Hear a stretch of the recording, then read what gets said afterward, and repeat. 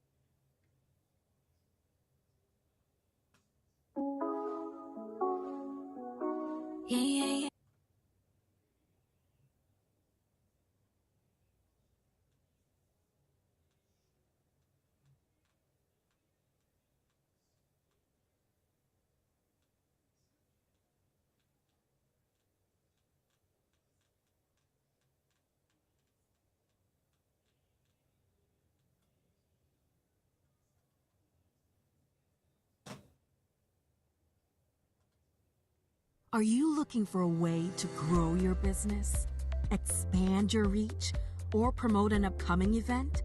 Look no further than VTJM Radio. We offer customized advertising solutions tailored to your needs. Whether you're a small business or an established brand, our internet radio station provides the perfect platform to connect with your audience. With affordable rates and a wide range of listeners, VTJM Radio is your go-to partner for effective advertising. Get your message heard today. Call 718-307-8644 for more information. That's 718-307-8644. Let VTJM Radio help you make an impact.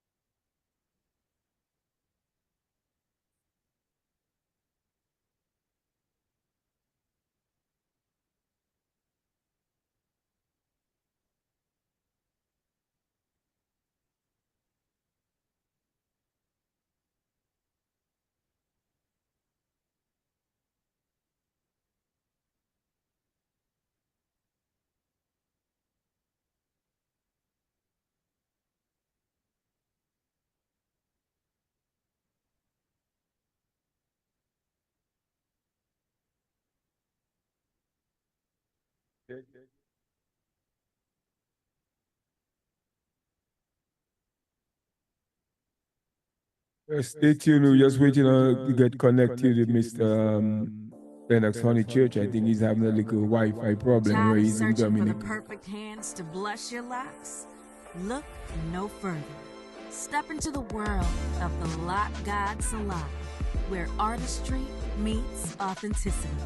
Whether you're starting your lock journey or looking for a fresh retwist, maintenance, or styling, the Lock God is your go-to destination for luxury lock care.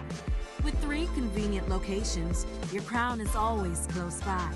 Harlem Flagship, 183rd Lenox Avenue at 119th Street in Manhattan, New York. Edgewater, New Jersey, 473 River Road, Suite 183. Brooklyn, 2230 Church Avenue, Suites 111 to 113 near Flatbush Avenue. Our skilled stylists deliver precision, passion, and unmatched results every time. Locks are more than just a style. They're a lifestyle. And at the Lock God Salon, we treat them like royalty.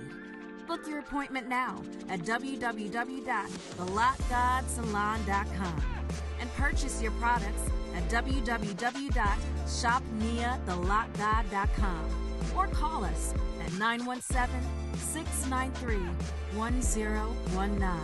And don't forget to follow us on Instagram at Nia the Lock God Products for the latest styles, tips, products, and transformations. The Lock God Salon, where your locks are legendary.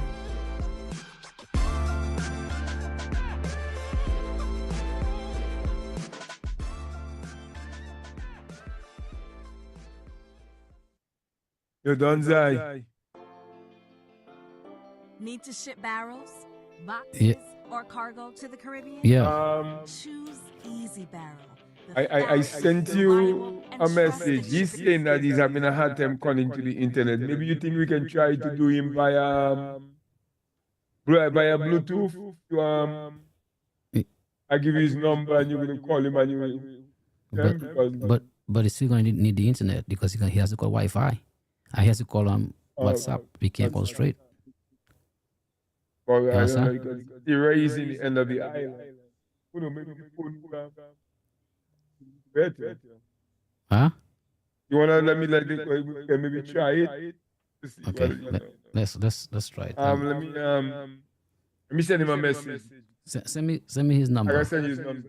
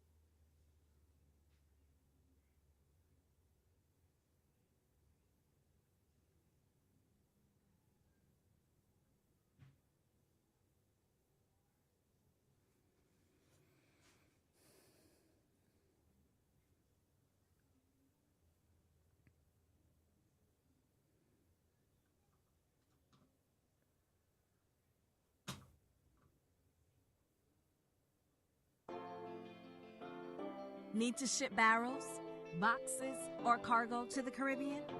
Choose Easy Barrel, the fast, reliable, and trusted shipping solution for your family and business. With weekly shipments from New York, New Jersey, Connecticut, and Massachusetts, Easy Barrel makes shipping to the Caribbean easy.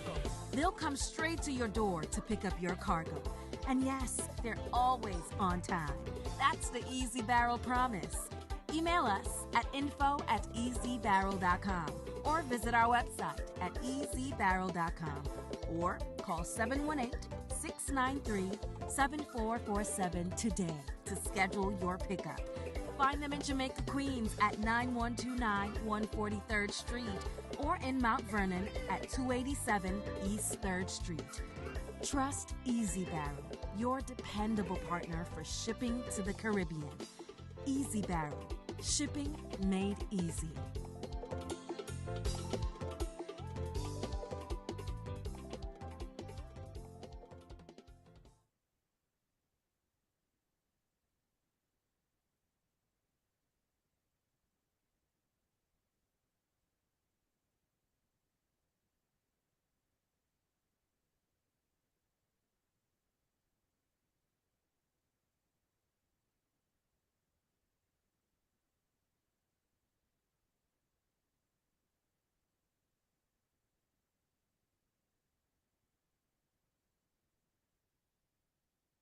All right, cause I said to check your WhatsApp.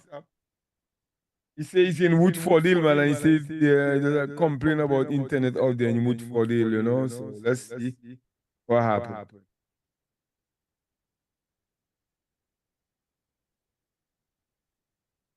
Send me his number. Yeah, I sent it to you on WhatsApp. I haven't gotten it.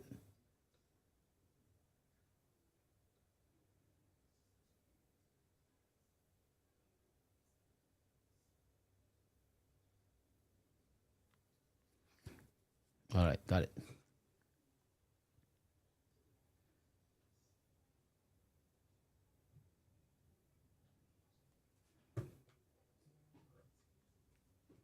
Yes, people were trying to connect with Lennox Honey Church, and you know, he's having a little problem with internet, so we're gonna try audio.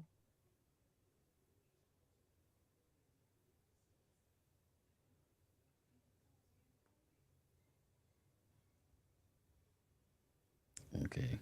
Yeah, he has two numbers. Which one we use? Anyone? I use this one.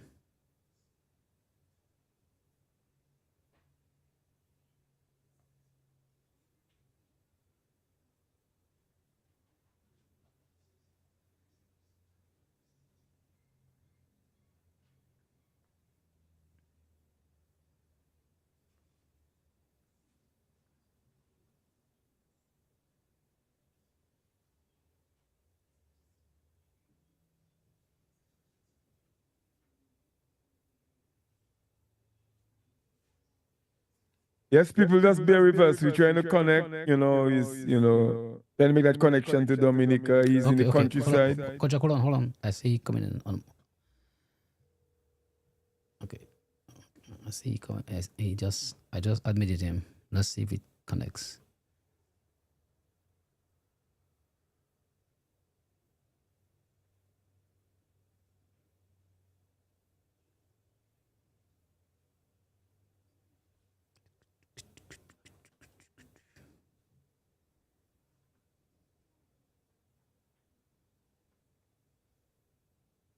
Trying to make that connection. We apologize for the delay. Our guest, Mr. Lennox Honey Church, is having some difficulty with his internet connection. We're trying to connect right now. Hopefully, he's successful in connecting. So please bear with us. We do appreciate your patience, and we again apologize for the delay. It's 7:16 p.m. Look, I see his thing on the computer. You accept him? Yeah, I did, but he hasn't shown up yet. I guess he's trying to connect. Yeah.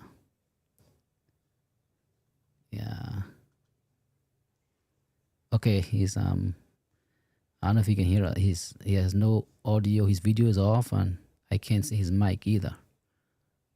So probably, same internet issue. I think he resides in Woodford Hill. Yeah, I can see him. I can see him because I admitted him into the chat, but it hasn't fully connected yet.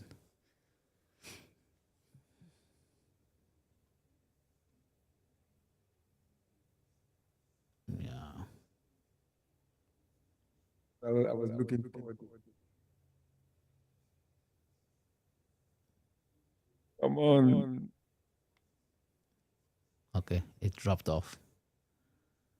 Yeah, it's internet. Let me try to call him again. I was just calling him a minute ago.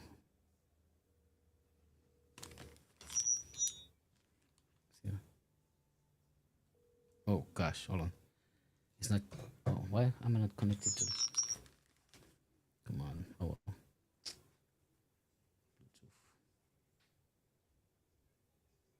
We apologize.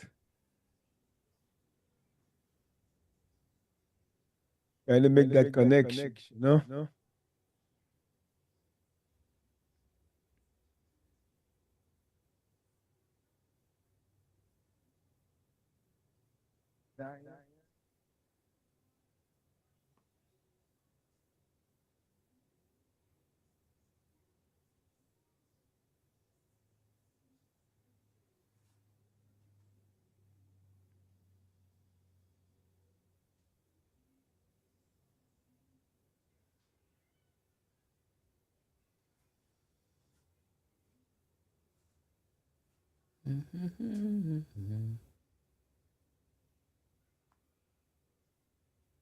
Gonna try your audio connection. See what happened.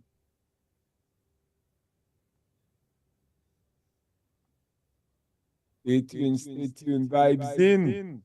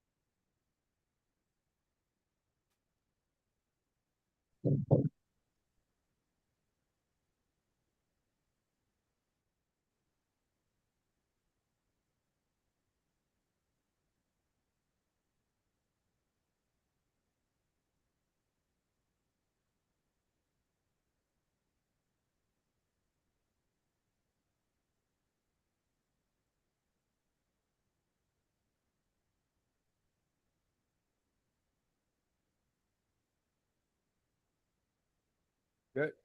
Just run a little.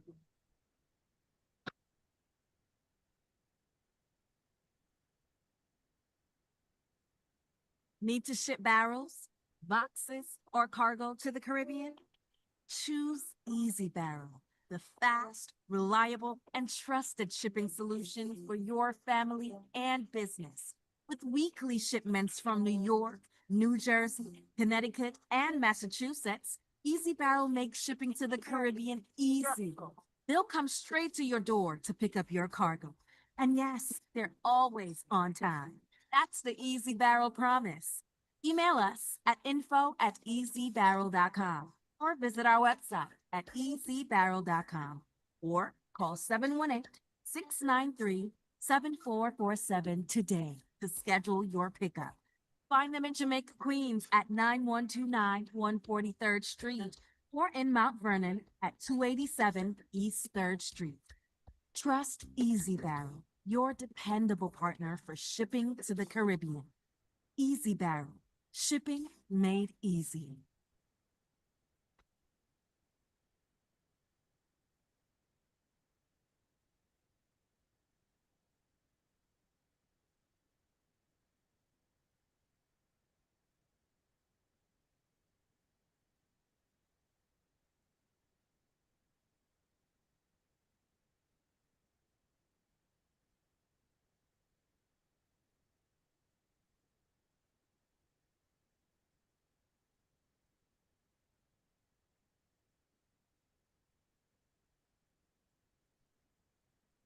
Hello? Okay. Something is wrong. Hold on.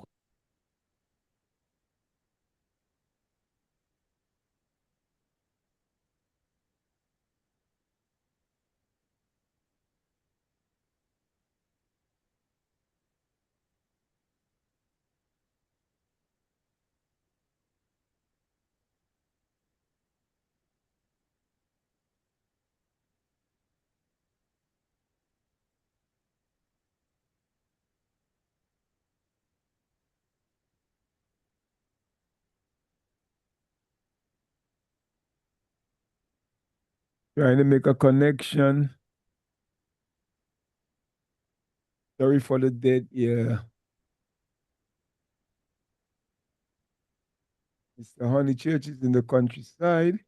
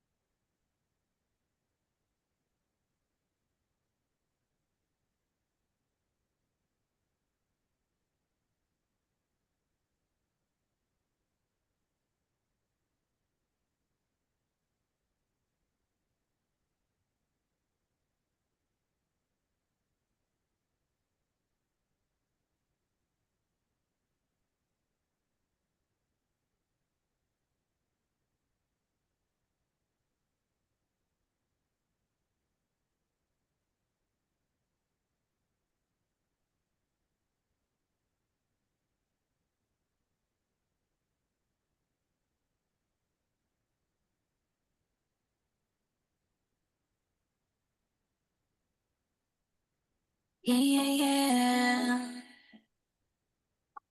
Yeah, yeah, yeah.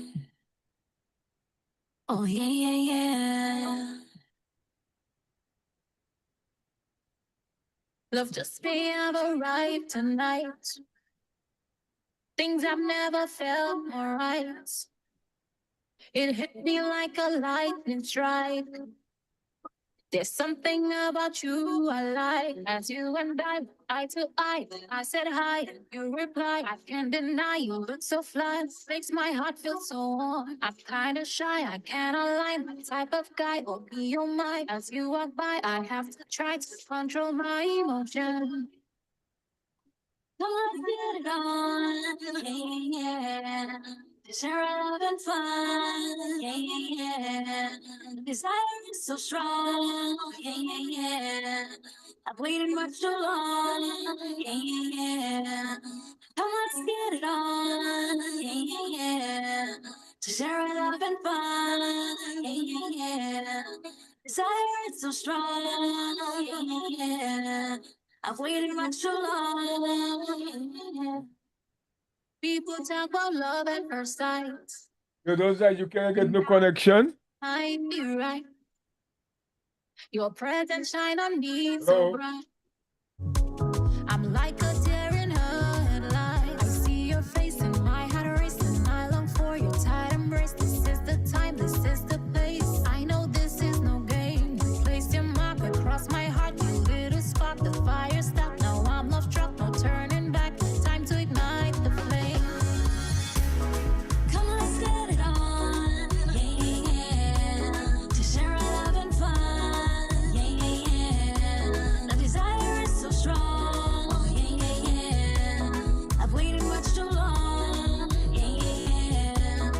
Come, let's get it on. Yeah, yeah, yeah. To share our love and fun. Yeah, yeah, yeah. The desire is so strong. Yeah, yeah, yeah. Yeah. I've waited much too long. Yo, because you can't get him. No.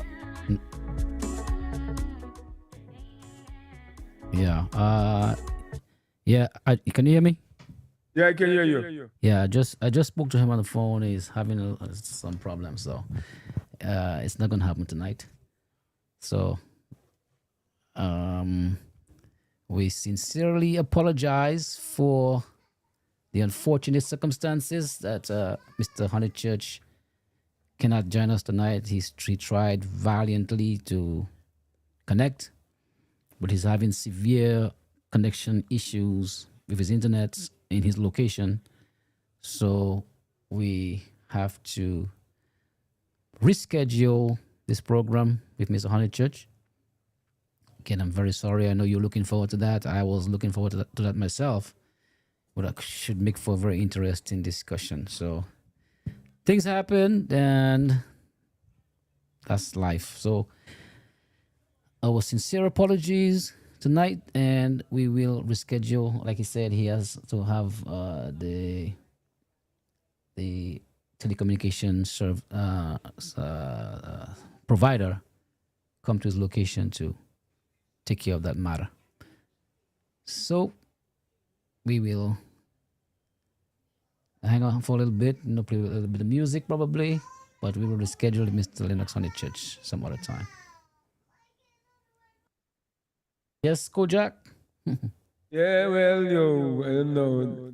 I remember growing up, they used to say every disappointment is a blessing, but I don't see no blessing in that one. So I guess that's a myth. But yo, you don't see it yet. You don't see it yet. yeah, things happen, man. You don't see It's, it I yet. know. Yeah, you don't Was see it yet. really looking forward to it. A lot of people text me back saying, yo, that was going to be one of your biggest issues. They were saying not that the other people who had wasn't relevant, but they were saying, I mean, most people used to have musicians, and having a brother like that of that caliber. But as you say, things happen, my brother, you know what I'm saying? But it is. So we apologize, and, hopefully we can, get that going some other time. He's in the countryside with Fordale. Who knows? Dominicans who know where Woodfordale is know, what it is. But it is what it is, my brother. I'm very disappointed. I want to lie to tell you because I was geared up for this one, but it is what it is. Yeah.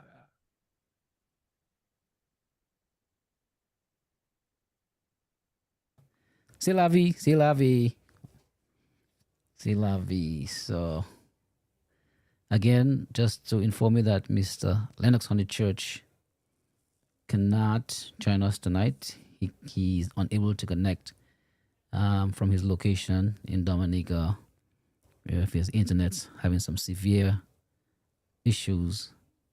So we will, like I said, reschedule to a later date, and we will keep you informed as to when that may be.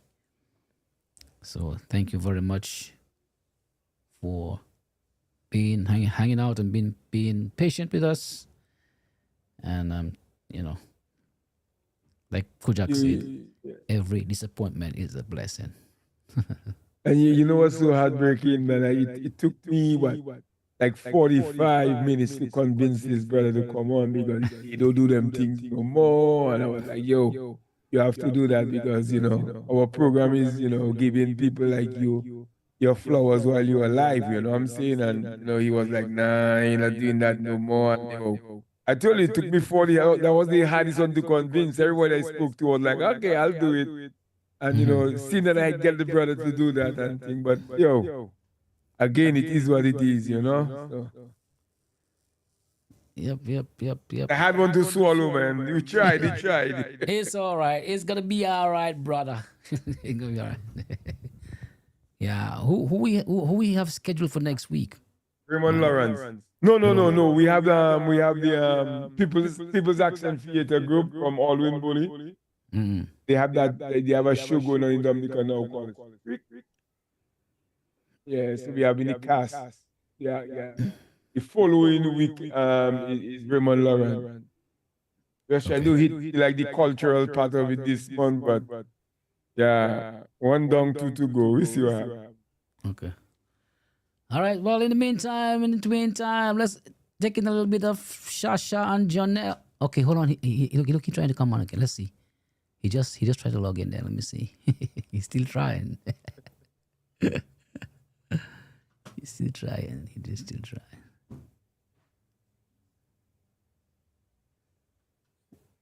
Yeah. Okay, I see him. Okay, but it's same thing. I can see his. Oh, okay, I see his mic now. So, Mr. Honeychurch, if you can hear us, like your mic is muted. Okay, here he comes. Oh, Okay. awesome. He's here, guys. Your mic is Yes? muted, sir. Your mic.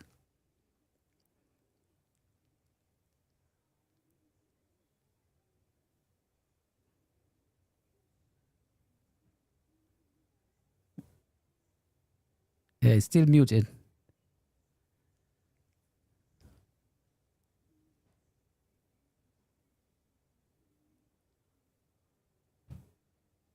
Yeah, guys. We've seen him, but we can't hear him yet. I know he can hear us. Okay, here we go. He's unmuted. Can you hear us, sir? Yes, I can hear you. Wow. Hey, praise God. We were just giving our listeners the sad news, man. But I guess it was meant to be, you know? Well, what happened is I kept trying, but this is on my cell phone. Okay. All right. If you would rotate your cell phone because you're sideways, your video is sideways. There you go. Like this. Yes. You There you were go. you were upside down. You good now. All right. So, well, we're not gonna waste any time, huh? It's 7:33, and we were just about to tell the people that you will reschedule, but here you are. You made it happen. So thank you very much. So let me introduce. Well, this man needs no introduction, but welcome to Vibes In on another Monday night. And we are very, very, very pleased indeed to have Mr. Lennox Honeychurch, this great historian, distinguished Dominican, in the studio with us on Zoom live, and we are going to discuss, some history. But thank you very much, sir, for trying, for being patient, and you are on live. The people are very happy to see you, and they want to hear from you. So welcome to Vibes In. I'm your host, Donovan Fabian, and with me is Fitzroy Kojak Augustus. Good evening. Good evening, sir. First, Wait, but don't now say we're not live. Can you see me? Yes, I can. Yes, we can yes, see you. We can yes. hear you just fine. Okay. All I'm seeing is my blank screen. But anyway, Yeah, we can see you. We can hear you. Don't say we're not live on the radio now. Oh, okay. Hold on. Let me go. Well, Mr. Lennox, I must say I appreciate you for taking time from your busy schedule, to come and sit with us on Vibes In. As I told you, when I first spoke to you that on Vibes In, what we do is, it's not an interview, we just vibe. Your journey through life.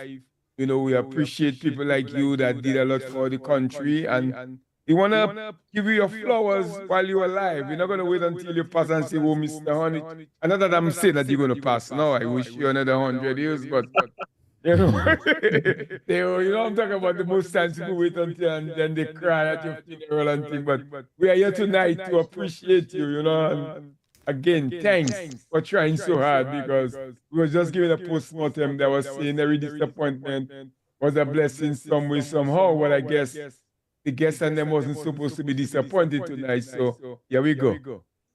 Yes, indeed. okay. So Now I'm still unsure if I position it like this. Can you see me properly? I can see sideways. You Also, find a you minute ago. prefer it? You prefer it like this? Yes. Yeah, Okay. yes. That's how it's supposed to be. All right. Well, I'll hold my hand up like that for 2 hours. Well, I want to have. Yeah. All right. Let's first of all, just say good night to the folks and introduce yourself. Well, good night, one and all, everybody. I am speaking to you from the north of Dominica, up in the vicinity of Woodford Hill. And up here, the internet is not all that secure. So that's one of the reasons we had the technical problems trying to connect and put everything together.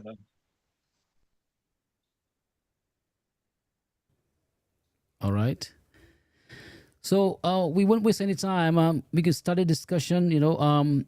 First of all, I want to ask you to just give us a brief, history about yourself. Where you from? Your bringing. Okay, fine. Well, let me do that. So I was born in Portsmouth, Dominica. And well, that was in the days when there was no road to Roseau. So my mother was up in Calatree, and I had born in the Portsmouth Hospital. So that is how it happened. And in those days, you had to get a launch to go along the coast from Portsmouth down to Roseau. So this was not possible at all. There was no road. So that's why I was born in the Portsmouth Hospital. And that's back in 1952. So if you do the maths, I am 72 years old. And basically, I've been in Dominica all my life, except for 5 years when I went to England to university. And then I came back, and I have always been interested in history. I was very lucky in that my grandmother, my mother's mother, she was from England originally, but she came to live in Dominica with her husband, my grandfather. And she was a writer even before she came to Dominica.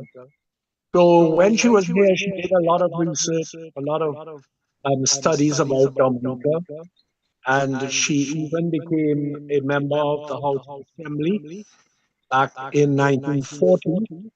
Now, in those days, it was the first woman in Dominica, but also first woman in the West Indies to be elected as a member of the legislature. Now, with all that information, when I was born and I was growing up, a lot of it was with Calamishi. So therefore, I was always informed. She would always let me know what the history of everything was. And you see, in the early days, she used to have to walk or go on horseback to go and visit all her constituents. And in those days, the constituency was very big. It started up at Penville, the parish of St. Andrew, came all the way down to Pigua, all through the Kalinago, Carib territory, as they called it in those days, Carib Reserve, and all the way down to La Plain to Monjon. So she was very accustomed of doing this, either walking or on horseback. So when I was growing up, the roads were being built. The bulldozers were working and bringing the motorable road for the first time to places like Casabus and La Plaine and Saint-Sauveur and these places. So she wanted to go and see the work, and I would be going with her, and she'd be explaining to me all about how it was in her day. So that is essentially how I got to know my history. And then if you extended it across to other parts of Dominica, that was the same thing, you know? Mm-hmm.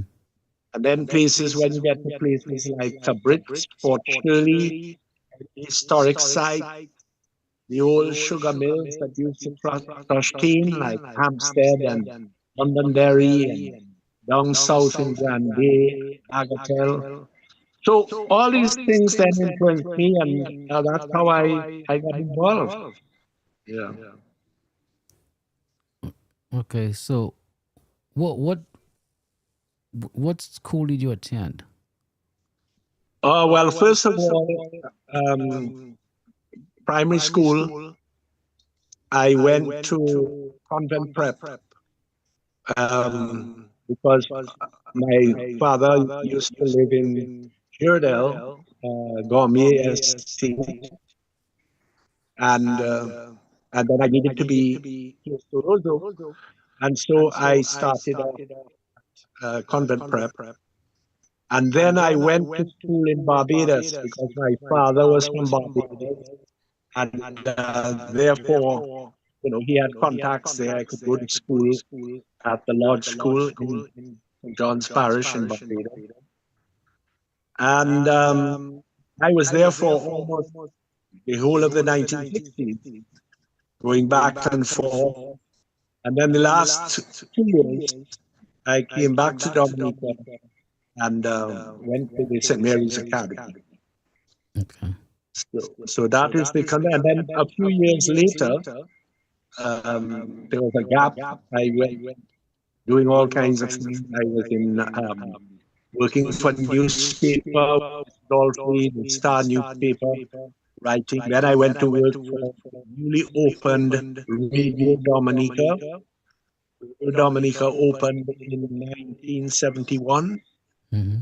and I was employed there. So that's where I got my, call it my radio experience under Jeff Charles. Jeff Charles was sort of guiding me while I was working. So I was on the job training, if you want, and then then later, many years later, I applied for a scholarship to go and study at university because I didn't have a university qualifications yet, although I was doing all of these things and I was a member of the House of Assembly and everything. In the House of Assembly, they used to call me an O-level historian because of course I had no university qualification. So, especially Vic Rivera, but politics, I didn't mind. Vic Rivera would always say, oh, he's only an O-level historian. But when the opportunity came for me to go to university, I got accepted by Oxford University in England. And then I went there, I did my master's, I went on to do my doctorate, and then I returned to Dominica. So that will cover my education. Yeah. Let me. I don't know if I missed it. How did you become a member of parliament? Oh, we're going back now to the 1970s. The general election of 1975, the Labour Party got 16 seats. Patrick John became the Premier of Dominica. He was taking over from LeBlanc because LeBlanc was Chief Minister and Premier, and he resigned in July of 1974. And then Patrick John took over and led the country into a general election in March of 1975. Now, by that time, the Dominica Freedom Party had been formed, but and Eugenia Charles was leader of the opposition. So she said, I need new people, I need fresh people. We've lost 2 elections, let's try something new. So she called me and she said, well, this is my plan, and I would like you to be the 3rd nominated member. In those days, before independence, you had 3 nominated members, 2 for the government and 1 for the opposition. So she asked me, and I was a little reluctant, but I told her, all right, fine. And then became a member of the House. And then the next step, we're talking about 1975, going into 1976, and then Premier John announced that he intended to take Ireland into independence. That was in August of 1976. And so we had to go for meetings in London in 1977, the following year. And once again, Miss Charles asked me to come along. So I went. It was Eugenia Charles, Anthony Moise of Soufrière, and myself. And then you had the government delegation headed by Patrick John, the Attorney General Leo Austin, numerous others like Michael Douglas,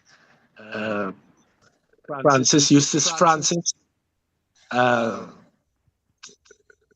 If I had a photograph in front of me, I'd be able to rattle them all off. People like Vic Revere as well was there. So that was the government delegation. But as one, we all went together. We sat around the same table. We discussed with the British government. And that's when we decided together, I mean, when you're doing a constitution, you're thinking of the long term. So there was not any kind of argument about it. It was brought up, why don't we become a republic? One time. We won't wait like the other islands, places like Guyana and Trinidad, and then we have to go over the whole thing all over again, as they did in the case of Trinidad going a republic and also Guyana.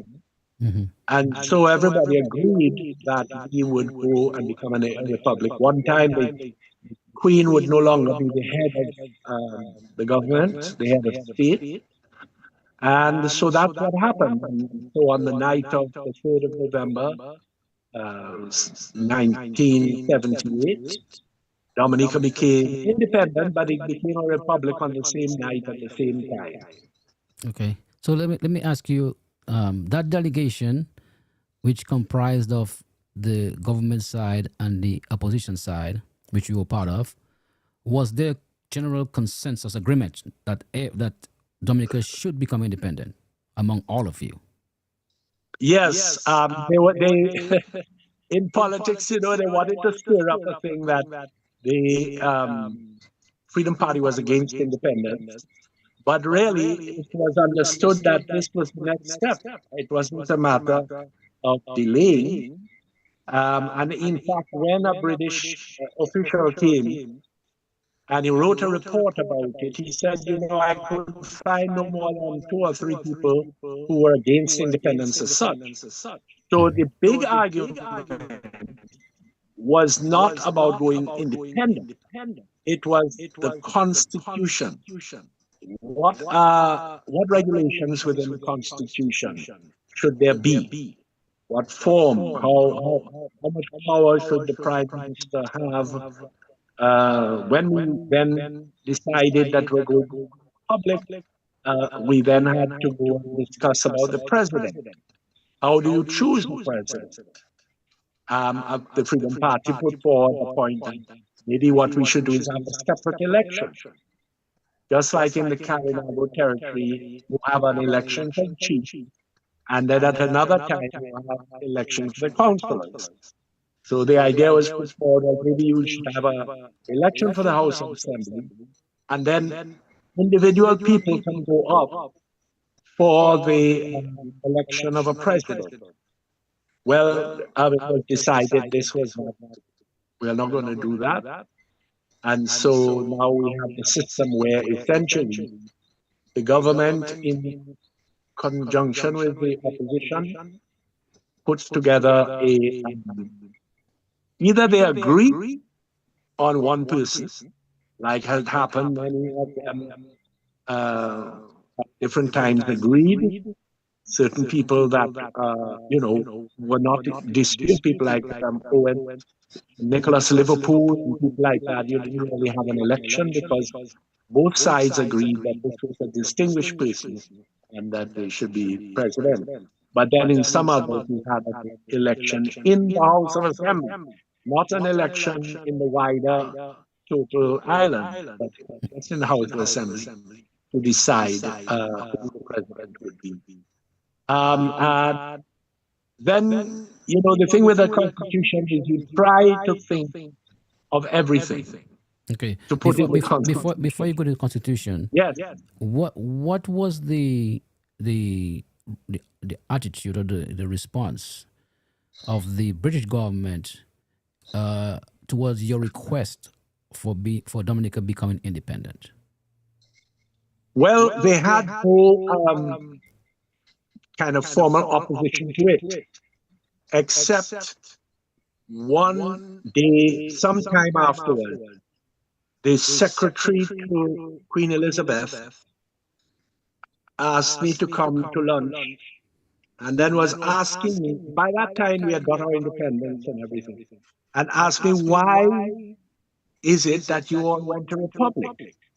Because, you know, in his job, he was the private secretary to the Queen, and essentially he was expecting that we would have remained a monarch, just like Antigua. King George, King Charles III is the king of Antigua, he's the king of St. Vincent and the Grenadines, at Grenada, he's the king of St. Lucia, those things. And we decided, no, we're going to have our own head of state. So I just explained to him, I said, look, we decided we'll do it all at one time, because in the politics of the islands, what happens is you let these things lapse, and then you have to go through the whole issue again with difference of opinion and people arguing about whether we go to republic, whether we don't. And luckily for us, we don't have any stipulation in the Constitution that we should have a referendum. Uh-oh. Ew. I think we lost him for a minute.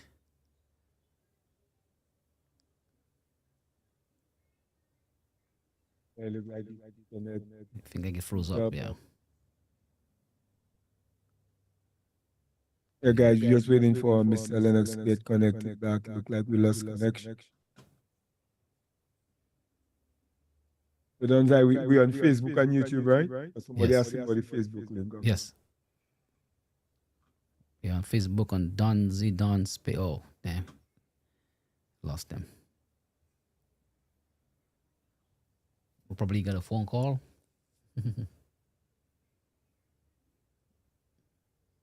You hearing him good, because I'm getting some feedback in my head. I'm hearing him clear. They're intermittent, slight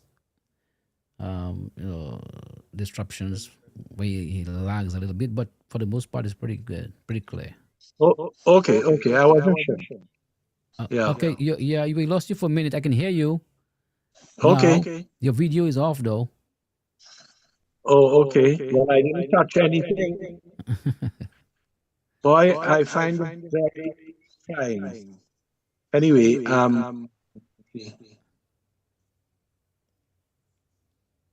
video. Let me see. I'm gonna send you a notification. See if you see it. Ask you to unmute your video. Start my video. Okay, here we go. Okay. Yes. You froze up for a minute there. Okay. Yeah. So you. All right. Well. Yes. Go ahead. That's it. I don't know.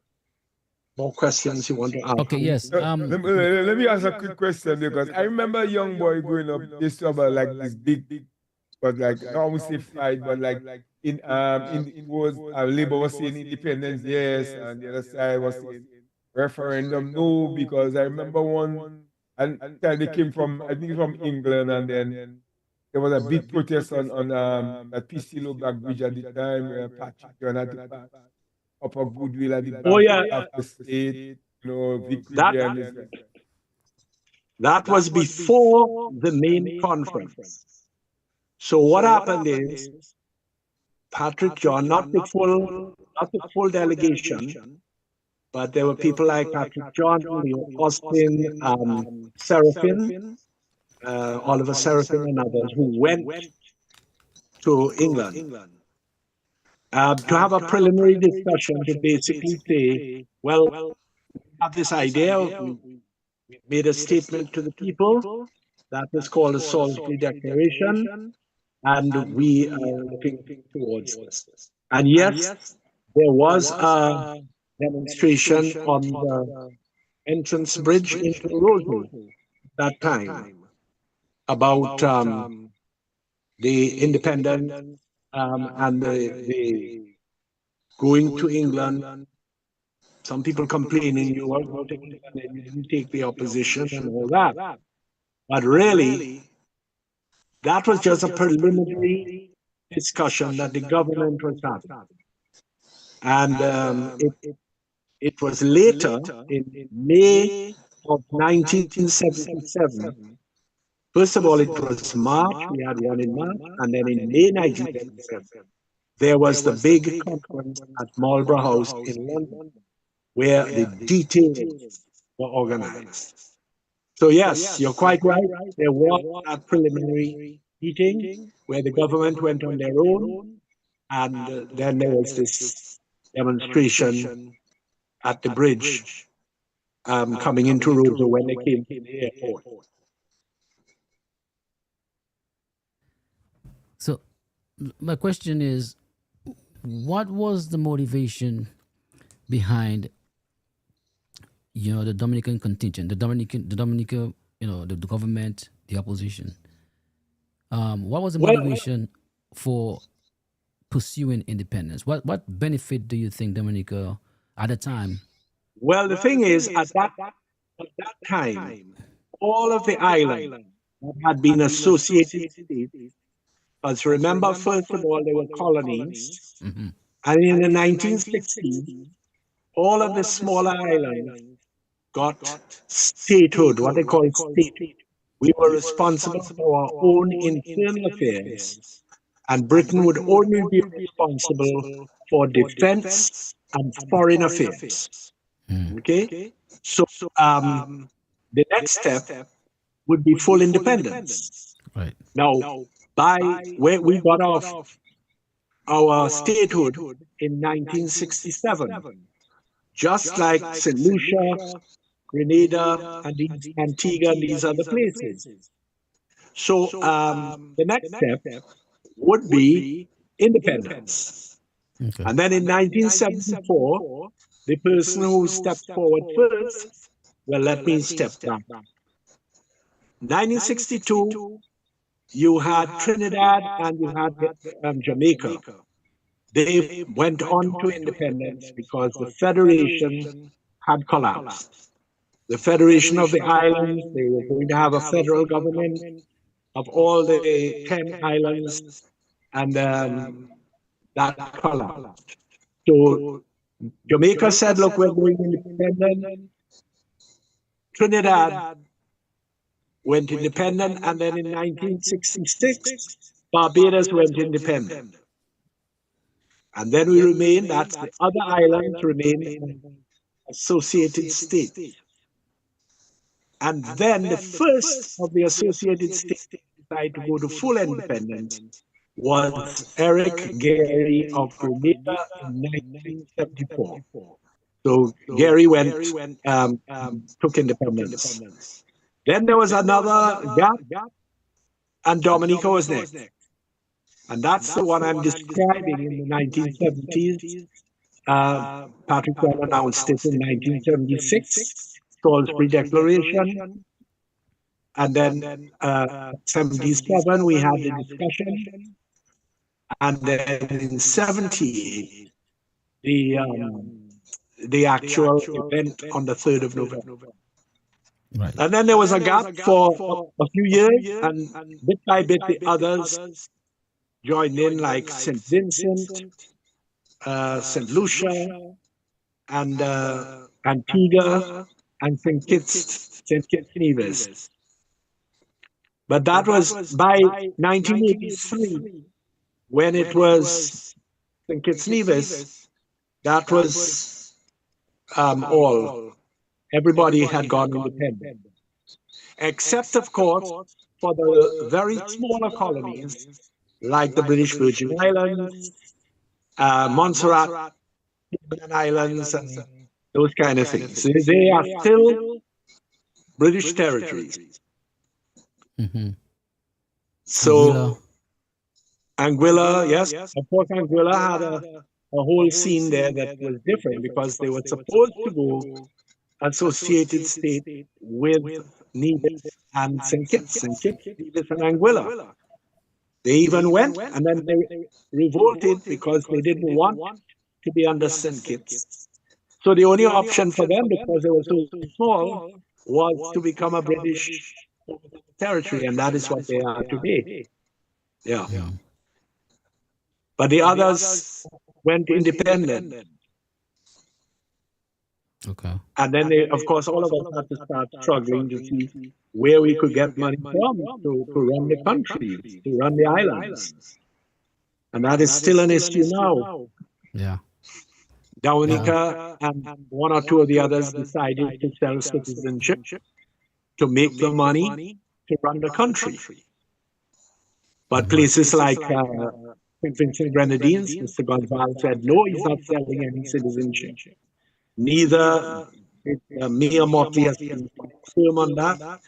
He says she's not selling any citizenship. But the problem is, then you have to ask, all right, you're not getting money from passports, so where are you going to get the money from? And that's the challenge. Yeah.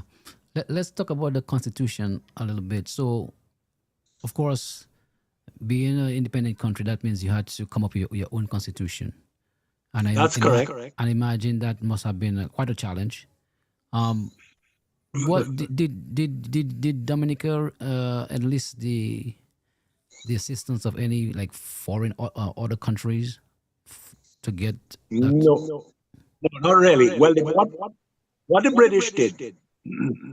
So when it was presented to them by Patrick John Leo Austin, remember, Leo Austin was a Guyanese. Yeah. But he had worked in Dominica for many years, and all during the time of Milan and all that.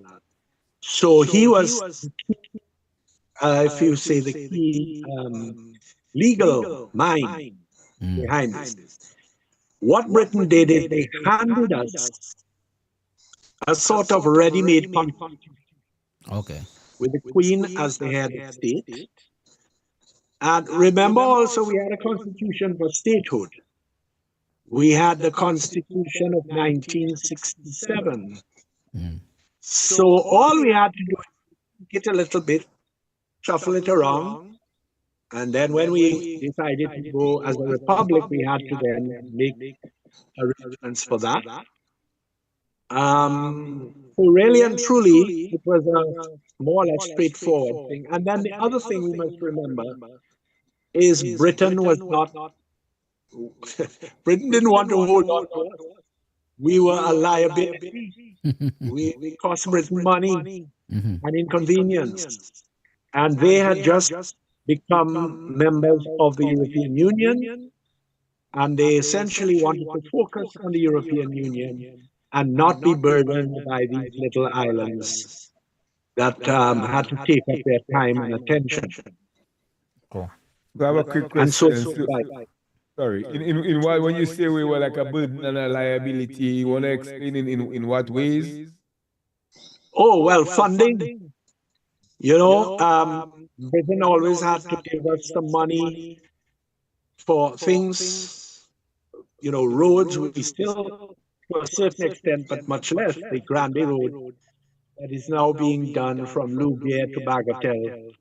That's funded by Britain. But the thing is, you would have all of these islands, you have the 7 or 8 islands, and Britain would have to be basically overseeing all of these states. So they were very keen on getting rid of these islands and letting them go and do their thing.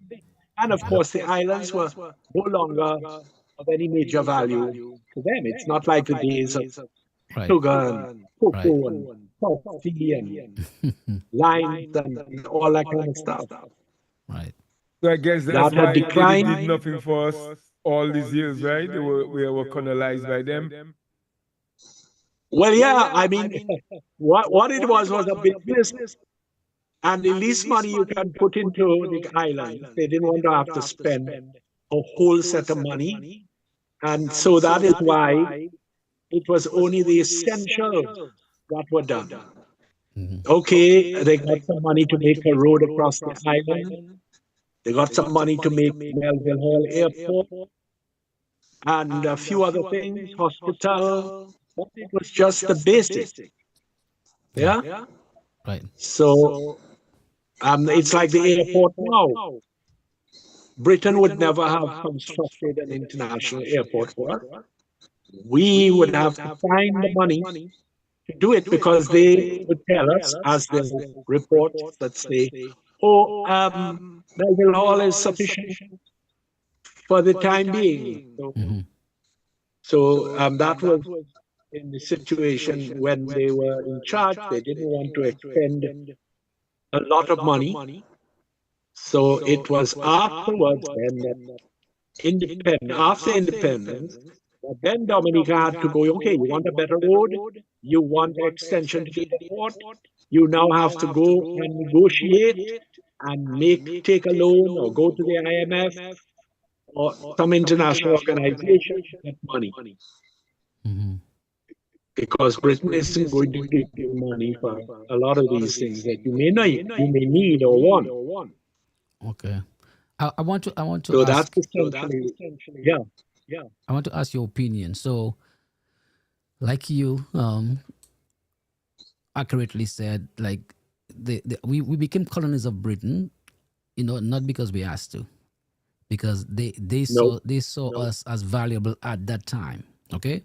at that And time, at that time. yes, and of course, like you say, it's a business. When we became no longer valuable to them, they were very willing to let us go, right? Because Exactly. maintenance on these islands was costly to them. Yes. So in light of this fact, right, and how I interpret it is, we were exploited, right, Yeah, that's for their benefit. that's what colonization is all about. Right. So what is your opinion on reparation? Oh, reparations. I'm on the committee for reparations, and in the case of Dominica and St. Vincent and the Grenadines, it's not only reparations for slavery, it is also reparations for the indigenous people. Mm. So basically, it's a court case, and you have to present evidence. So early on in the days, remember this committee has been there for years, since about 2011.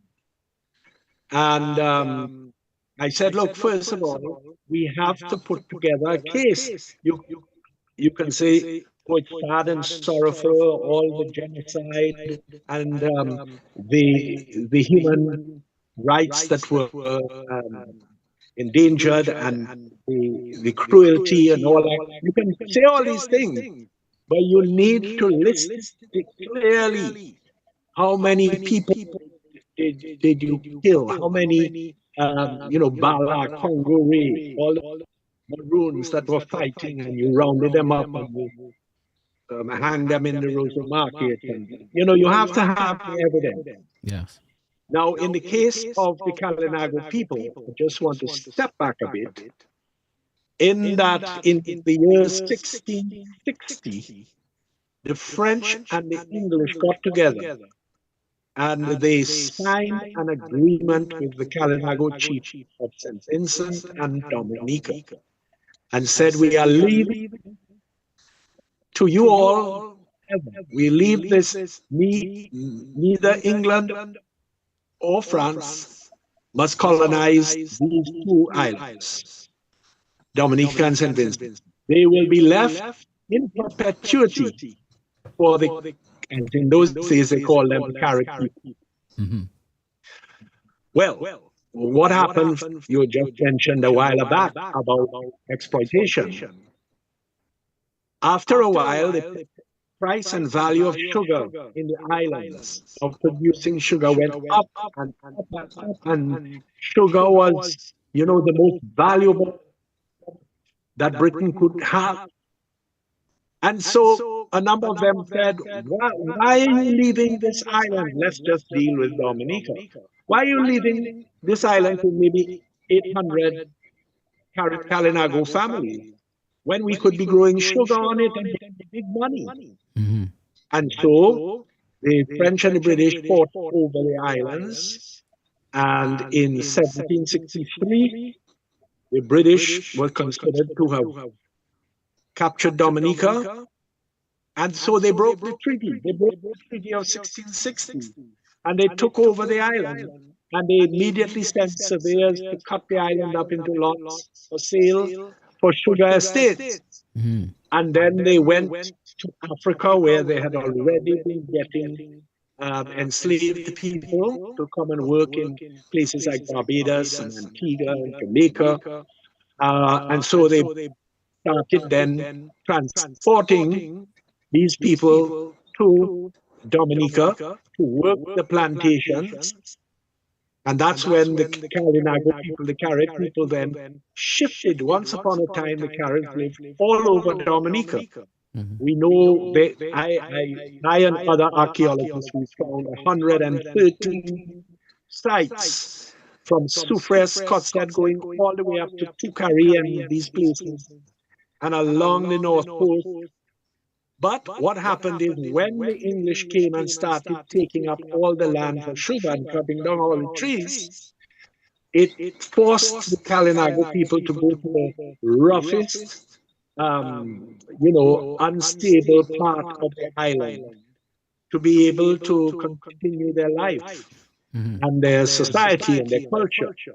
And that's why they went over in the area of Salibia and Gollet River and Baraka and these places.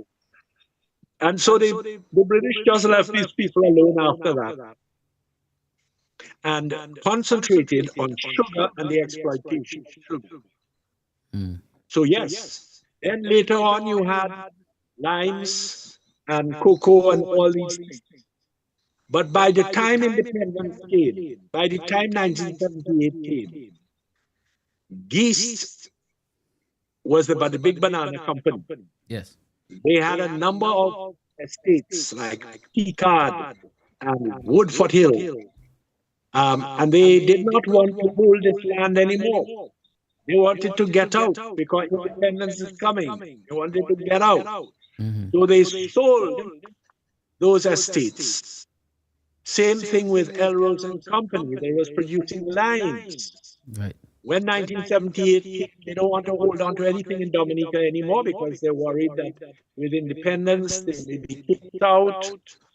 So we saw Bath Estate being bought by the government to be cut up into housing lots. Yeah.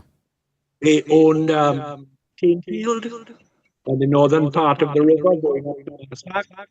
And similarly, they bought it over and they put the house scheme that was there.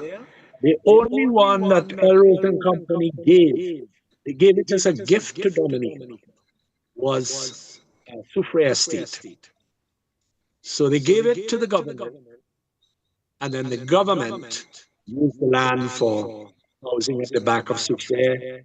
And of course, as you have now, Jungle Bay Resort, housing extension for various parts of the village. But you see, at independence, all of them ran away. They left. They left. Oh, the other company, of course, was CDC, Commonwealth Development Corporation. That was Castle Bruce, which had its problems. And that's in 1972, even before independence. And then you had Melville Hall.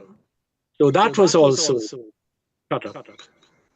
And Woodford Hill, East cut up Woodford Hill into farm lots, not really housing as such, farms for Woodford Hill, West, and these areas.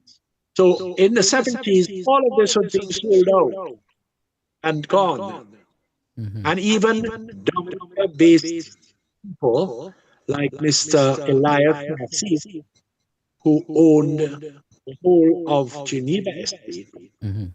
upheavals were coming there. Yeah, I have to ask you about that.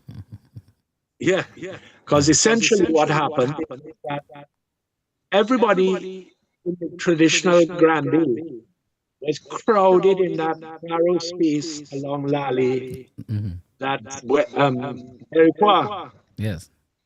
all packed there.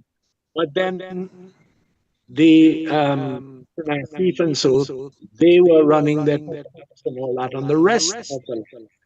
Yeah. But the pressure started building up that, we the people of Grand Bay, we want land. We need land. We can't stay crowded along Lally all the time like that. Hmm. So essentially, there was this upheaval. Certain buildings were burnt and attacked, and then an agreement was reached in 1976 that the government would take over the estate and subdivide it and do things with it, like put in secondary school and other things, housing that is now in the last few years going up in that area there. So all of that was happening, and that basically changed a lot of people's lives because. So, UNICEF was one of the leaders of that revolution, correct? Yes, yes. His nickname was UNICEF. There were other people less famous, but he was the one like in the forefront. Yeah. And I'm sure that Grand Bay people were there at the time and explained much better than me and much deeper than me what was going on. But certainly, people like UNICEF were leading the pressure to get that land so that the people of Grand Bay benefit from it.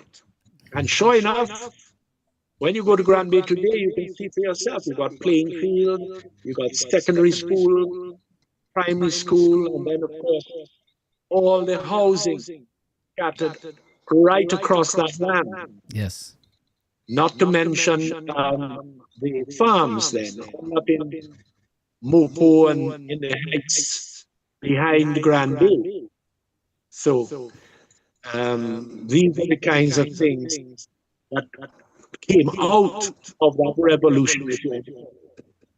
And now you having this road project from Loubier with new bridges, all in Pichelet and Bridge and going all the way to Bagatelle. So all of that is coming to fruition because once you have a community as large as Grand Bay, you need services for it. You can't keep to the old narrow road going up behind Bellevue and down Pichelet and all that. You have to develop. And so that's what's going on now. And of course, with the housing. And then, of course, the hurricanes. That's another thing, When you're in charge of these islands, you never know what's going to hit you. In the case of St. Vincent Grenadines, you have the La Soufrière volcano, the ash covering everything. In the case of Dominica, you have 3 hurricanes, 2 hurricanes and 1 tropical storm. In the event of Erica, and then Maria, and of course Hurricane David before that. Yeah, in 79. So 79, yes. So and if you add up the other islands with their problems, Ivan in Grenada, and look at what happened with Jamaica now. Yeah. With Melissa. So they are very difficult, not easy, You can be criticizing governments, you can be in opposition, you can be in government. Give Jack its jacket. It's not easy. Yeah. Not easy, these are. Okay. There is also we spoke a lot about the pre-independent movement, but I don't want to skip over. There's a very important period in our history. Soon after we got independent in 1978, we were embroiled in some political upheaval in Dominica in 79. Yes. So I want you to just detail that, for us a little bit. Tell us your recollection and what you think really led up and caused this upheaval in that time. Okay. So you become independent. Now you got to find ways of getting money to run the country and to stimulate jobs and that kind of thing. Now, in the case of independence time, if you look at the financial situation of Dominica, we were in a very hard spot. Because remember now, bananas were on decline. East was pulling out. They pulled out all their estate. CDC was gone, and Elrose and Company, all these things had gone. So now you're scratching your head thinking, how are we going to try to make ends meet? And in early 79, actually in February 79, the government signed an agreement with a guy from Texas called Don Pearson to give him at $100 a year, 100 a year, 40 square miles of Dominica, from the end of Melville Hall Airport across to Point Round and everything north of that, except a circle around Portsmouth. That included everybody's land and everything. I mean, the argument was we are going to hand this over to these people and they are going to create this vibrant business area and everybody will get jobs. But a lot of farmers, particularly in the Wesley area, were very concerned about losing their land. So you had that bubbling away. Arthur John eventually, after a few weeks, he withdrew. He said, look, all right, because of the representation by farmers and all that, I am withdrawing from this agreement. The agreement of February 1979. But that was already on the ball blowing. Then, in terms of legislation, there were pieces of legislation related to freedom of the press that if anybody wrote anything with an anonymous, they made up a name or they just said anon or anonymous, you would have the editor of that paper would have to expose the person. You can imagine today, everybody on the internet, they do what they want, they say what they want. But of course, in those days, that was pre-internet and it was all the newspapers. So there was this piece of legislation on that. Then there was a piece of legislation related to ensuring that people who were working in the main utility could not go on strike. So these pieces of legislation added to the other things like the 40 acres and Don Pearson and all of that going on. And that is when the meeting of the House at which these laws were going to be passed was on the 29th of May 1979. And people came out in massive force, and so did the Defense Force at the time, which had been created essentially as an addition to the police. And they came out and they fired onto the crowd. 13 were injured. One of them, Philip Timothy, was killed. And then they decided, remember, also add to the stew the fact that the civil servants, the public servants, were owed money, and the money was not forthcoming. And there was back pay also that should have been given to them. And so all of this came together on the 29th of May, and there was this confrontation between the Defense Force and maybe some people said it was 10,000 people, some people said it was 8,000 people around the government headquarters, because in those days the House of Assembly was upstairs. Anyway, once these people had been injured and being killed.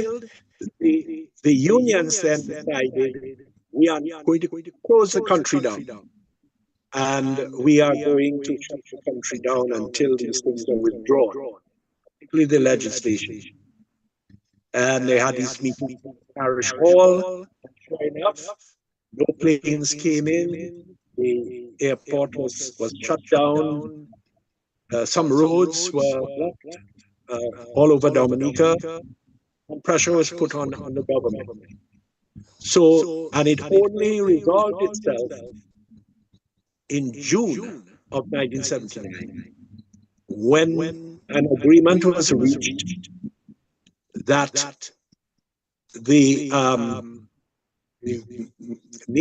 House of Assembly, the membership of the House of Assembly, although it would remain the same, a new government headed by Oliver Seraphim, who was not at the meeting on the 29th of May.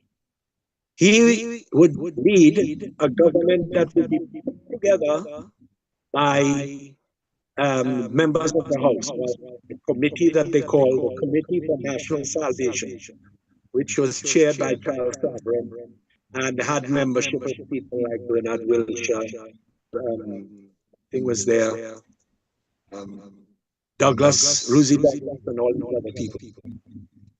And so the whole matter was resolved on the 24th of June, and the interim government, as it was called, basically took over the running of the state.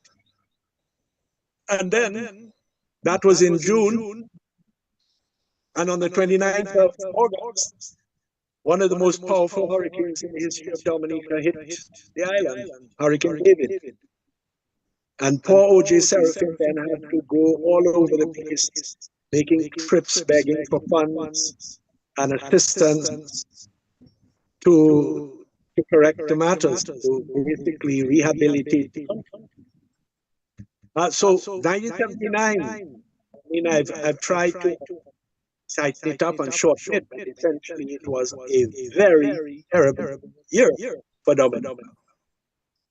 And then eventually, elections were held in July of 1980. And then we move on to the Freedom Party getting the government under Eugene Charles, first woman in the Caribbean to be a prime minister. And so it continued. The Freedom Party was in for 15 years. Then in 1975, the UWP, which had been founded in 1980, then became the government for 4.5 years. And then in 2000, we have the Labour Party government, which started off with Lucy Douglas, lasted 8 months. He lasted 8 months. Right? Then you had Pierre Charles, who also died a few years later. And then the young Minister of Education, Roosevelt Skerritt, he became the Prime Minister. So it leads us up to 3. Mr. Honeychurch, I have a question. I want to piggyback a little bit. We just celebrated 47 years of independence, right? 47 years. Yes. And I have a problem because it's just my opinion. We've been colonized for so long. There's so many places in Roseau that still named after our colonization people. But yet we have so many great people like you, Chubby, Jeff Joe, Gordon Henderson. Why are the streets not being renamed after our heroes? And we still have this colonizer's name in Roseau. You can give me a little information on that? What's your take on that? My take on that is it's been discussed for years and years, and nobody has made the move. The only time was when the UWP was in power back in the late 1990s. And they named it Low Black. And they renamed Queen Mary Street Independence. And as I say, and as you have pointed out, for years, people have floated these ideas, Sissi Coderon, Bala, Concote, Jaco, whatever. and it has not been done. So that's where it stands now. So I guess you agree with me, right? Yeah. I Okay. mean, I actually sometime years ago, when this discussion, I made a list of certain areas. Now, it's very, what is interesting is if you take goodwill, we don't really realize it, but when the government bought goodwill estate that was doing lines and it was in use. And this is, we're going back to the 1950s under Frank Barra, right, who was a chief minister. And they cut up the goodwill estate into housing and roads. Every lane, every road is named after a famous Dominican. You Oh, have Libla Bully's Lane, Gap, okay, Bowers Libra Lane. Lane, PTA Lane, all of them, they're all named. But we got so accustomed to them, we forgot who these important people are. But this Roseville Central, I mean, I can think of Hanover Street. Hanover Street is what? George III. King George III, he was a member of the Hanover family. Hanover Street. We still have King George V. We have Great Marlborough, who won a battle 400 years ago. And so it goes on.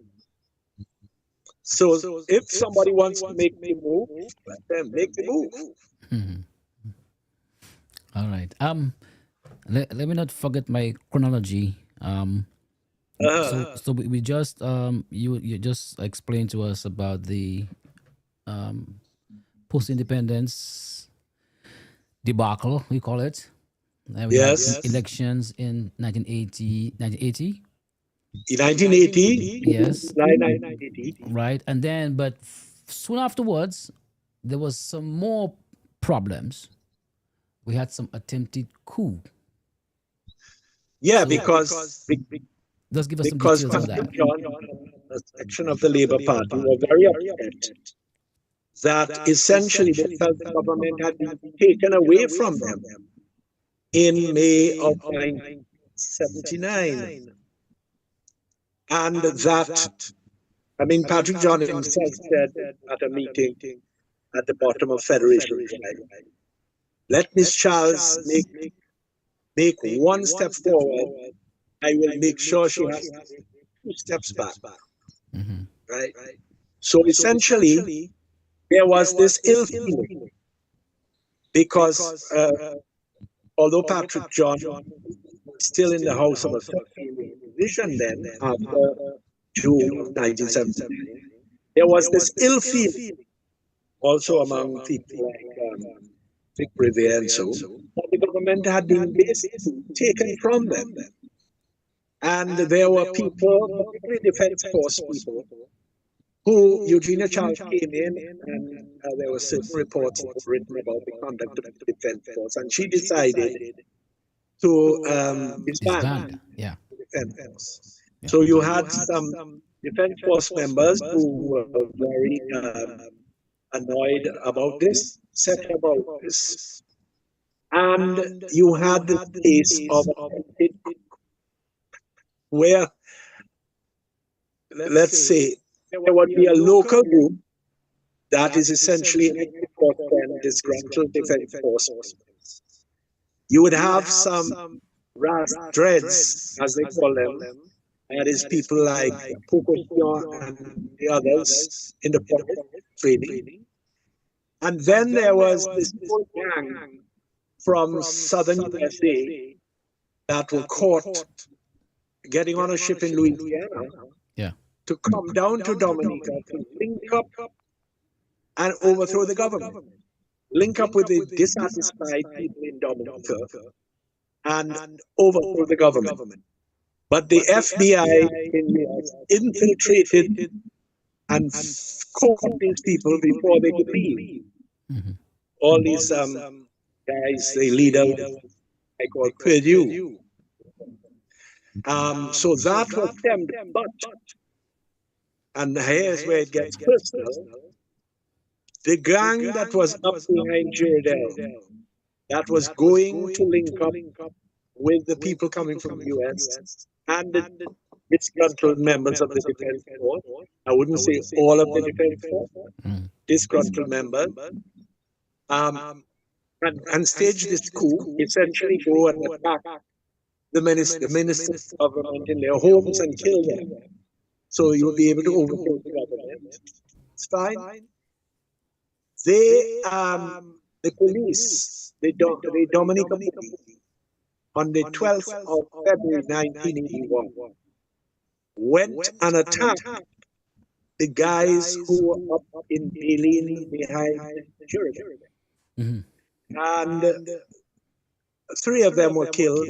The others felt that my father, because he lived nearby in Addison, my father had sent them out. And so they came, I was at work in Roseau, and they came when we were taking his lunch at 1 o'clock. They attacked the house. They took the gasoline out of the pickups, and they sprayed it, and they burned the house. And then they kidnapped them, put them in the forest. They let 3 other people they had kidnapped out, and they held my father, and they killed him that night. The problem is, nobody knew this. So there was this rumor going on that he had been kidnapped and he was somewhere in the forest in Dominica. But then it was found that he had been killed. So you had all of that upheaval. And then the court cases were taken against people who were considered to be involved in all of that. Yeah. People like Newton, all people who were considered to be part of the group who were attempting to overthrow the government. And they were arrested, held in prison, and cases were held, found guilty, some were released.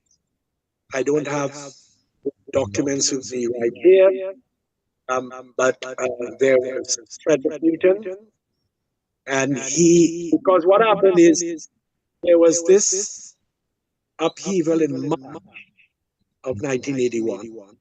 But then in December of that same year, there was another attempt now to go up into the prison and free the people who were in the prison. Yeah. And they would go to the police station, and they would attack the police station and take the guns in the armory, Yeah. and share them out, and there would be the second attempt at a coup.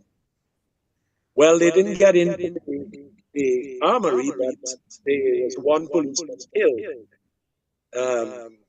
policeman Alexander. Yeah.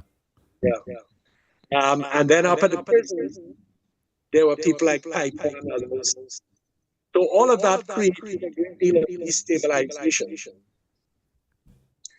And it further affected the country because you had the hurricane in 1929, and with all this upheaval going out, tourism was seriously affected. Who wanted to come to Dominica when they were hearing people were being shot and killed and burned and that kind of stuff?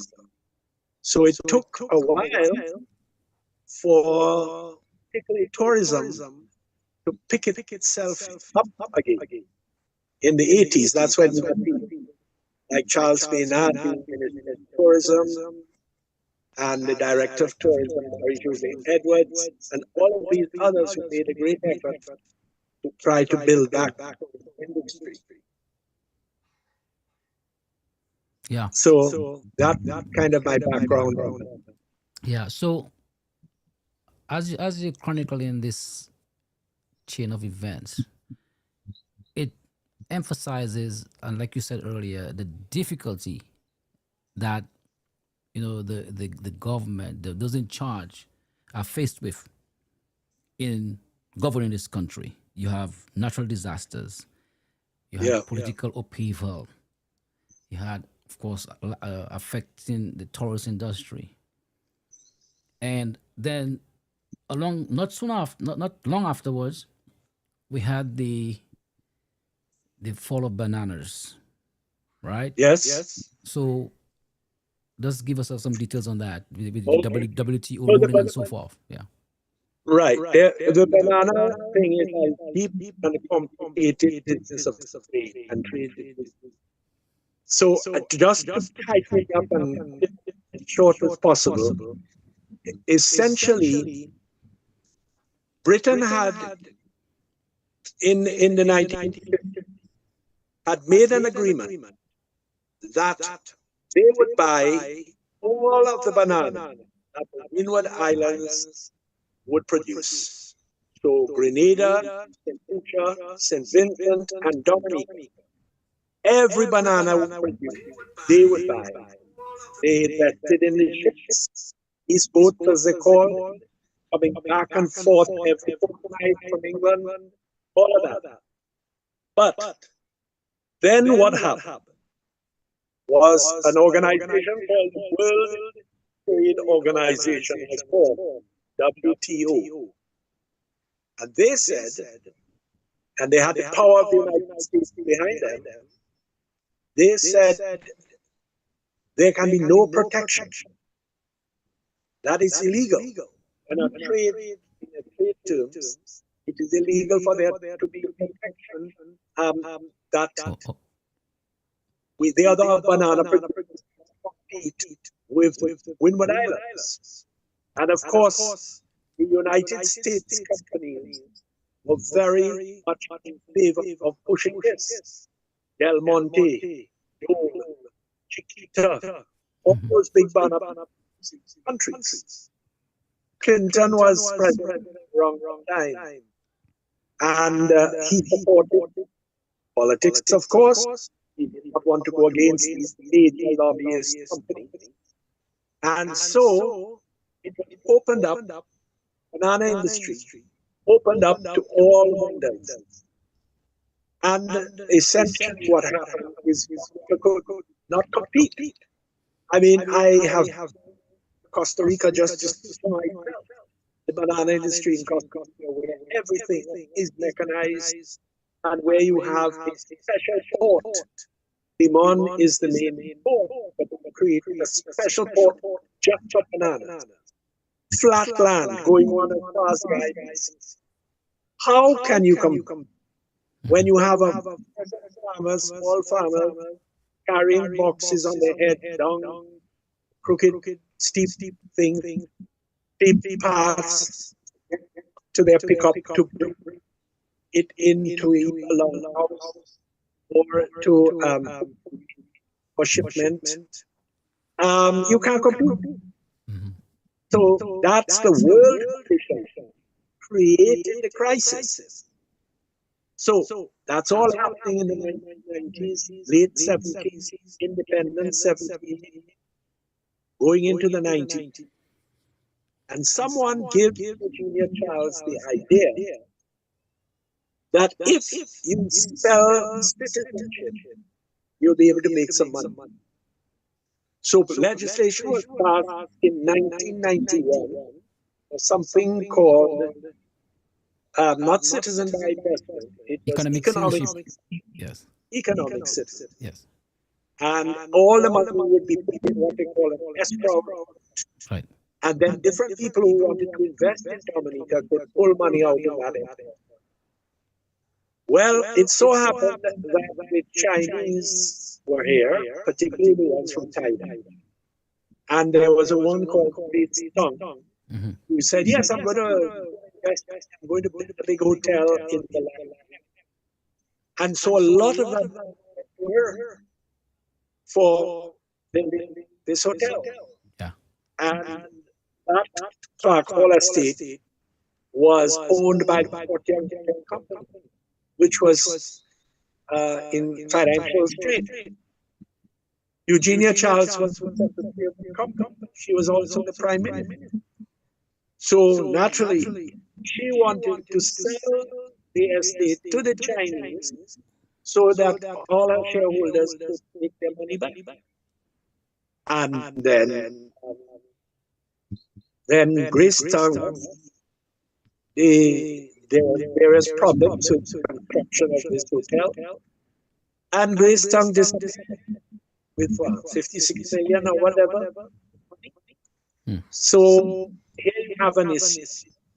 Then the UWP gets in, and although they had criticized the economic citizenship program, they launched what called the not re-engineered, the revised economic citizenship program.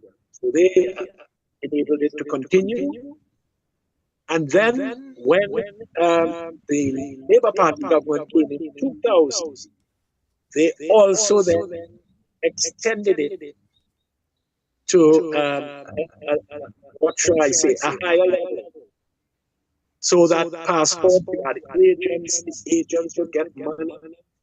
The agents would have offices in places like Dubai, Far East, and whatever. And so the deals were bigger, much bigger than what we had and what the Freedom Party had set up. And this now is our main money earner.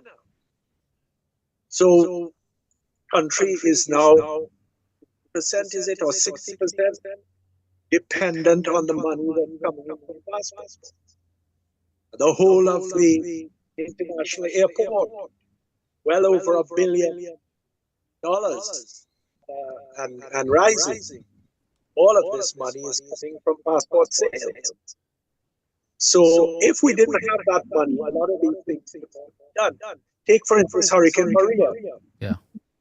So the day after Hurricane Maria, Pastor Skerritt flies over in a helicopter, sees the damage, knows that the money, there's money there, and he can direct immediately. Oh, clear that road with your excavator, which will do that road. Now, in the days of OJ, Seraphin, and the Hurricane David, or OJ now, travel around trying to get money to do the basics. And for even years after that government change, well into the freedom time, we were still repairing, redoing roads, rebuilding bridges.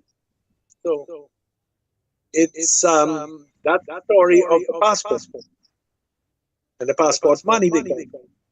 That's one of the main sources of income. And then the effort is to build hotels that will employ people. But then the hotels are not what we see happen. They're not completed fast enough, if you want.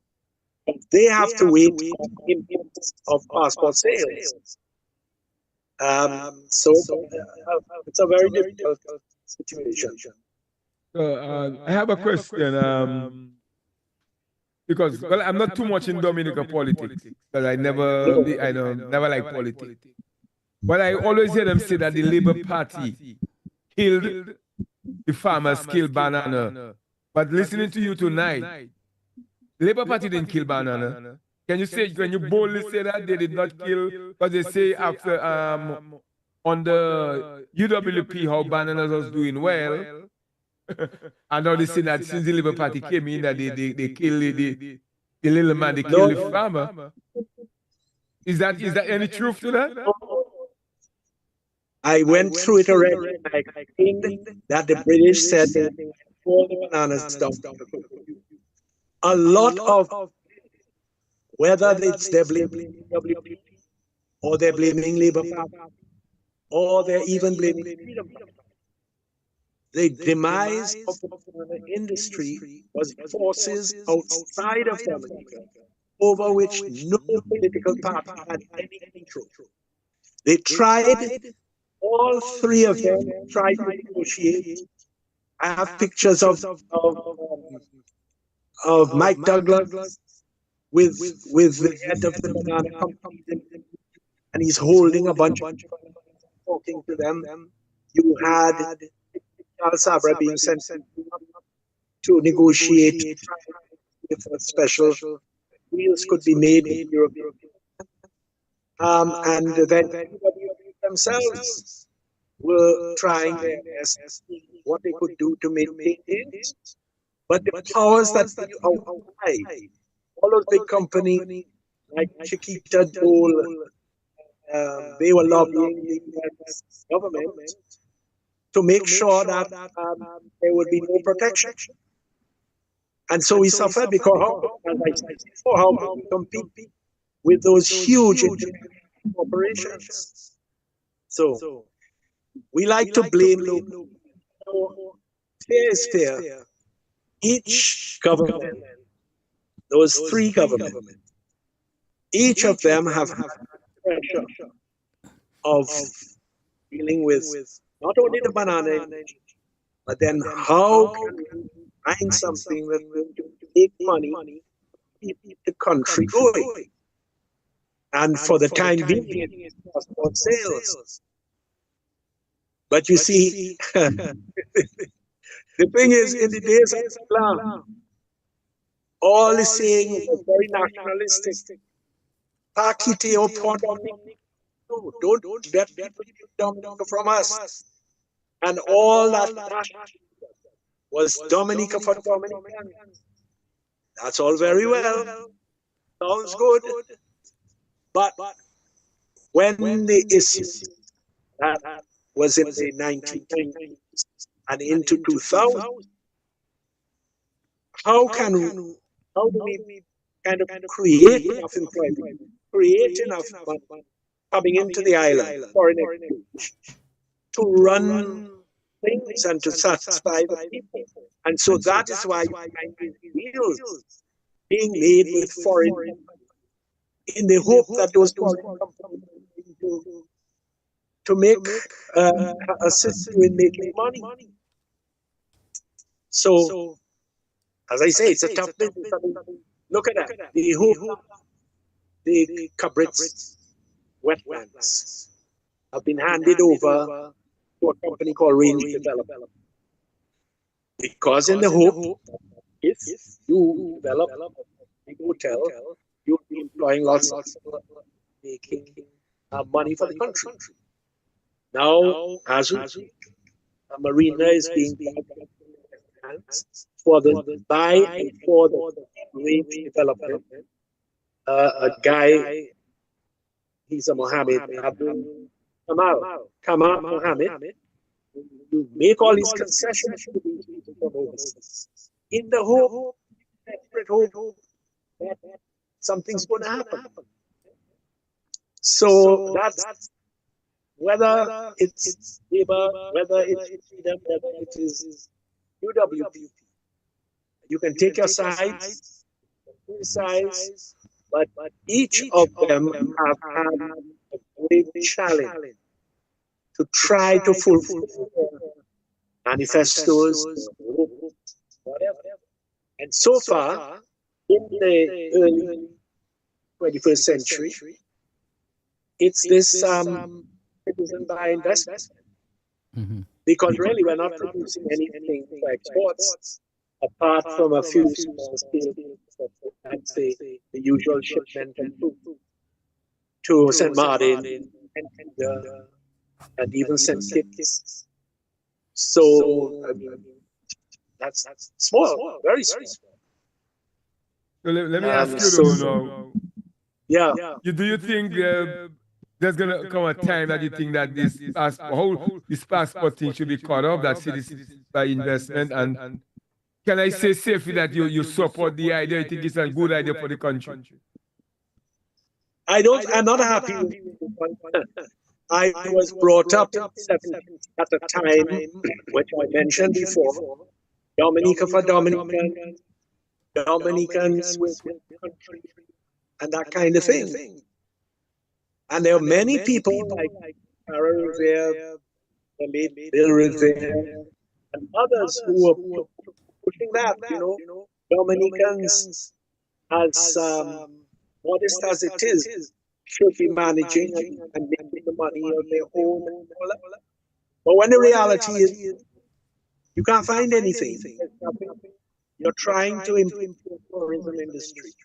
You're building all kinds of attractions in the hope that you will get foreign exchange, you have these huge ships, so that taxi drivers and restaurant frontiers, people who bring food, and people with beach bars, you try everything.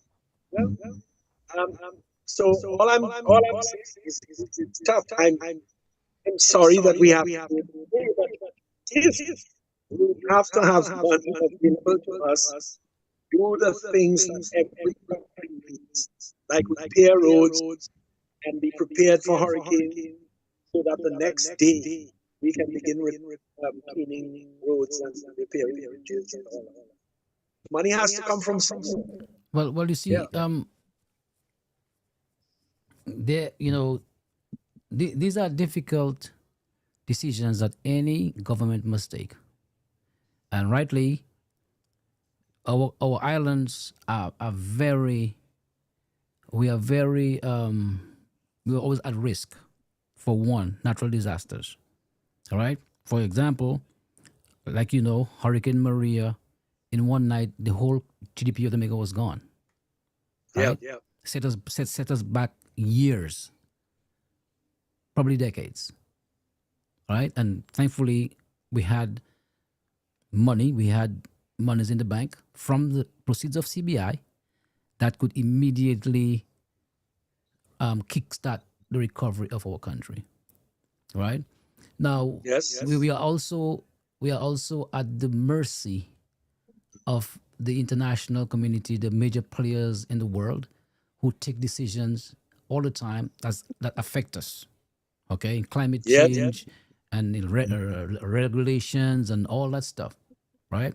So any leader of any country has to make the best decision, him or her, for their country's interest. And many of the countries who will try to squeeze the small countries because of CBI, they themselves are operating similar program. Okay, and for example, this US has the EB-5 program. It's the same thing. Yes. Okay, so I mean, and like you explained, we had so many challenges. Our bananas were gone because of WTO ruling and Clinton's, position and so forth. So what are we going to do? So that takes me to the international airport, right? And from all evidence, it is going along very, very well. And again, it's proceeds of CBI.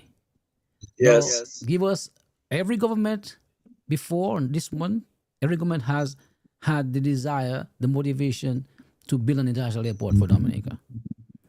Yes. And this is the furthest we've been. Give us a little history of the plans to build international airport. I know there were two different sites, so give us a little detail about that. Yes. Well, basically, it's been going on for 50 years. 50. 50. Mhm. Different proposals, different reports, different plans. Let me just quickly go over them. Okay. So, we go back to 1971. And liberalism, the idea is international airport. They go and a Canadian finance team that study where are you going to find, first of all, flat land in Dominica. Mm-hmm. And in 1971, they chose land up by Pont Cassé. So, when you go on the flat land overlooking Bells, you have mountains, but you have some extensive areas of flat land. And they have done a plan that you would come in, they would fly in over Maho and Warner, and you would land and then take off over Castle. For 2 years, they did a study. And the study said it's impossible. The rain is going to stop a number of flights. Yeah. And the cloud cover is low. And the approach is somewhat difficult. That went out of the. Then you had a number of ideas about coverage and the wetland coverage. Then in 1988, you had a big study done by a company from Britain called Alexander Gibb. Mm-hmm. And essentially, Eugenia Charles, who was the power at the time, told them, go and look in every part of Dominica. Where is the best place fitting an international airport? And their book, I have it somewhere there, studied all the sites. I mean, even La Plaine, cutting through the village of La Plaine, there was grandson. But by that time, a number of houses built on. Then there were two for the Portsmouth area, Cabrits and so on. But they then decided that the optimal place that had no mountains in the way, that is straight off the sea to approach, off the sea to Eve, is in the Woodford Hill Wesley area. And they did a whole study, but the problem, of course, was like everywhere else in South Africa, you had to deal with watersheds, you had to deal with ravines and ridges. Mm-hmm. In the case of what they proposed for Woodford Hill West, there's seven watersheds, seven kind of ravines with springs and all that, which would have to be cut and filled. So all of the things were covered in this plan. That was in 1988. And it took until the 2000s for, and that was because they had passed their money. See, before that, it was extremely expensive. Where and who would give you the money to build an airport when other British studies were saying there's no need for an airport? Mm-hmm. There's a, I have it there, but I won't bother to dig it, but it's in here, this report there, that says there is no need for an international airport until you have got 3,000 hotel rooms. Well, we hardly have any near 3,000 hotel rooms. But if you want to do this on your own, you can do it, but you're going to have to find your own money, because funding agencies are not going to pump out that kind of money for you. And what essentially has had to happen is that flatland has had to be created. And that's what it is now. We have all the flatland we need now after over 2 years of excavating. Now we have to find and aggregate, because we can't just take tariff and put on an airstrip. Yeah. We have to get what they call the igneous rock, the rock that has come out of the volcano and hardened, and will then be chipped and will be put for the runway and other construction sites. So that is why now in the 2020s we are getting the airport. It's the same as the Grenadines. They were saying, well, you don't really need one, extend what you've got, that kind of thing. But then Gonzalez persevered, and he got his airport.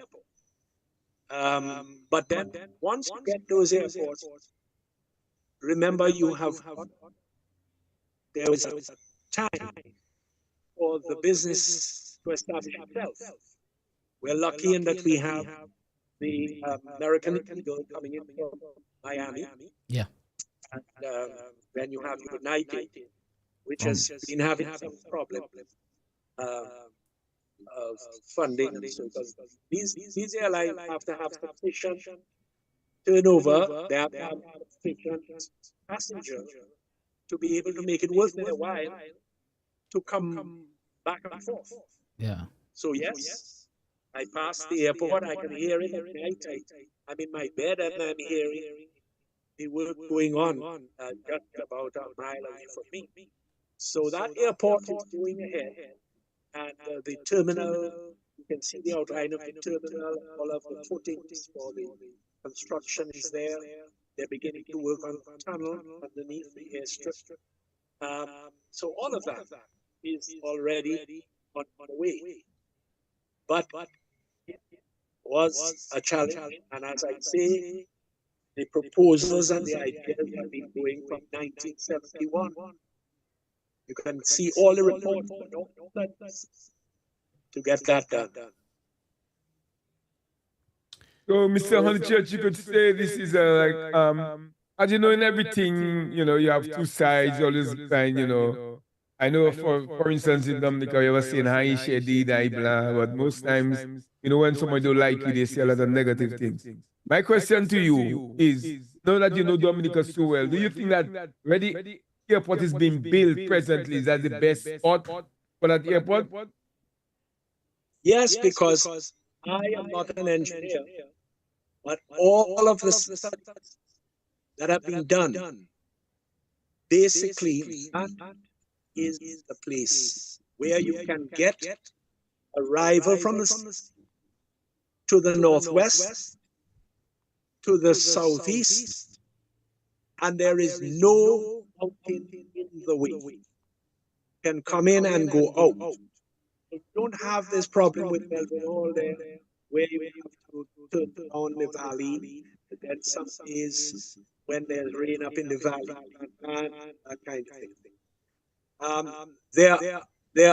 They went to all these other places, and the reports show that. So you officials, I will show you the report. But anyway, essentially, the experts, they have gone everywhere, and the decision is that this is the optimum place for it. Now, there's a lot of work to do after the airport.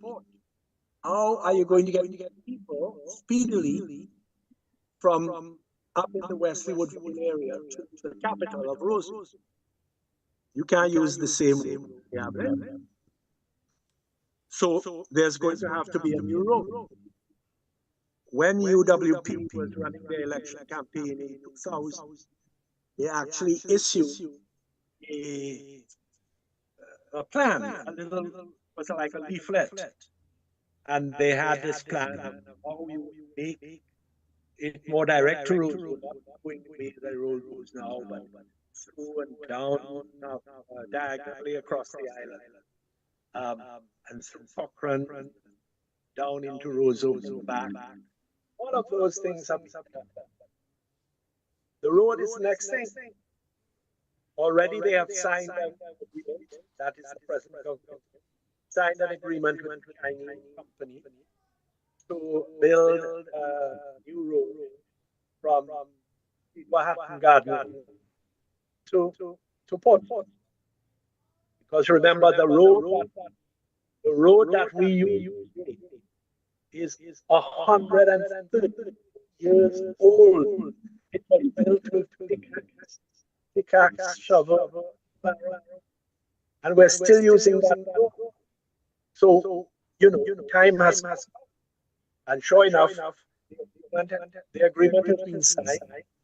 So once it's complete, or maybe even before the end, you're going to have major work done. Bridges, they're all single lane now. They're going to have double lane bridges, maybe on new areas. So there's a lot still to be done. Yeah. And my other question to you about that airport, as I say, I don't know much. I've been living up here. So one two times I turn on the radio, I hear, you know, try to listen to what's going on. They say there was no testing done on the site where the airport is being built. Does that make any sense? There was what they call environmental impact study done by a company from Florida. It was a very basic one. It was looking at all the streams and the 7 watersheds that were coming down the location of the airport. So it was done. They knew what they were going to have to deal with. Sometimes in these cases, like repairing a wooden house, come along, you come across that you didn't expect. So that's but EIA was done. Because I know the man who, from the US who basically followed and supervised the thing. I gave him some information from my knowledge of the area, and he did his stuff. So there's that that has been done. Of course, the next issue that is now in the news is forcing the hard igneous rockets to take chippings for the runway for the main section of the building, like the terminal, all that kind of stuff. And the controversy now is that they're opening up land, they're debauch, and people are alarmed at that. There's also another where they call Crap War, the valley behind where some material well, there are people that completely bow that. But the one thing people forget, back in 1970, whole of Melville runway had to be restored. And in 1970, they went up very closer, in fact, to the river, and blasted rock to crush, to make near the airport. So the place has been used. But of course, the airport is so much bigger that they are going to have to basically mine much more. Then there was a plan. I've not seen it. That is down on the west coast. They have quarry and Spoola just south of Collyhoun. And they get a lot of aggregate. There was an idea of this whole project that you would get aggregate there at Collyhoun, and then you would bring it in a barge down the north end of the island. And they even built on Woodford Hill Beach. That this is where the aggregate would be offloaded. But the ramp was built, but I don't see use. So obviously, don't worry about bringing island. It's closer there at Debauch, in the Crab Hall Valley. Okay. Anyway. All right. I'm gonna deviate from this conversation to go back a little bit. We have 15 more minutes, if that's okay with you. We're gonna go till I 15 here now. Yeah. And I have been speaking for a long time. Yeah. Okay.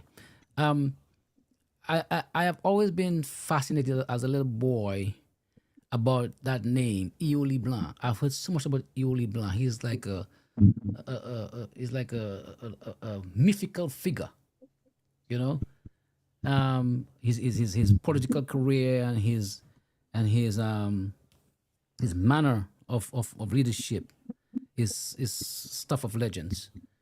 Tell us about Eoli Blanc. You know what you know about him and the type of leader he was, and just walk us through his time as what is it? I knew him very well, and I have written a lot in various presentations. Not only he was very keen on him, felt that should stand in history. He was instrumental in public of historical leading historian. called Aspects of Dominic. He was a poet, poems, and had them published, and in fact, children are going to be bringing that out. They're working on it right now. I think, the forward. So you can see up to essentially is concerned and deep. You can say with this he was born, of course, Vikas or north of Vikas area of Reposoir. But he was essentially, and essentially was in the banana industry early days as an executive officer and that kind of thing. The universe father the right of everybody to vote without qualification have before 1951. And immediately after that, there was interest in forming the parties. So in 19, Mr. Loblack, well, Christopher Loblack, and Mrs. Chandler, they got together the Labour Party all over the East British colonies. They were parties, all following Barbados,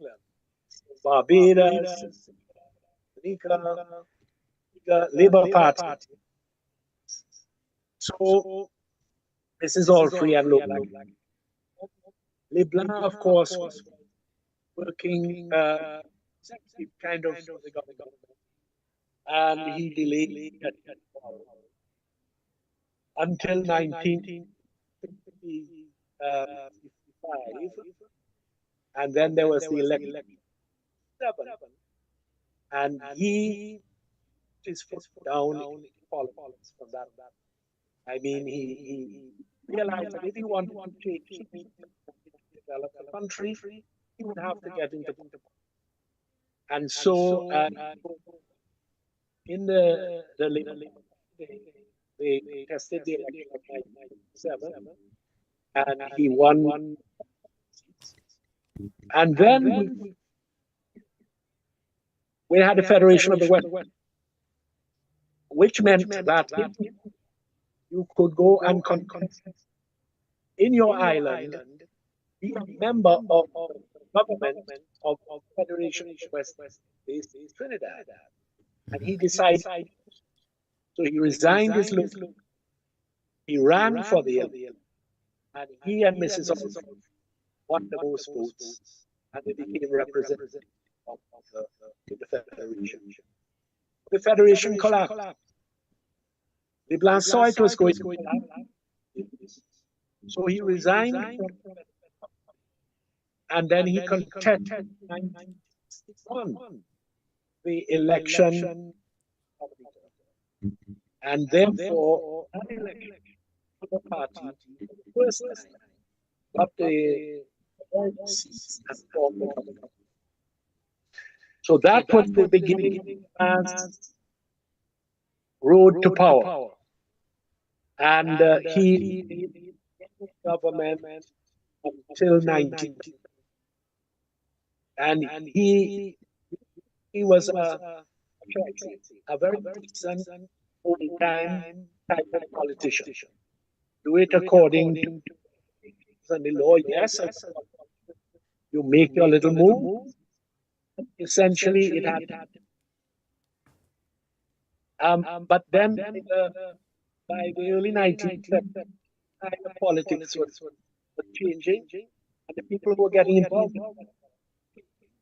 And he himself said, when he resigned, things were changing, and I done what I can, and I am not accustomed to all of this kind of rough of our politics.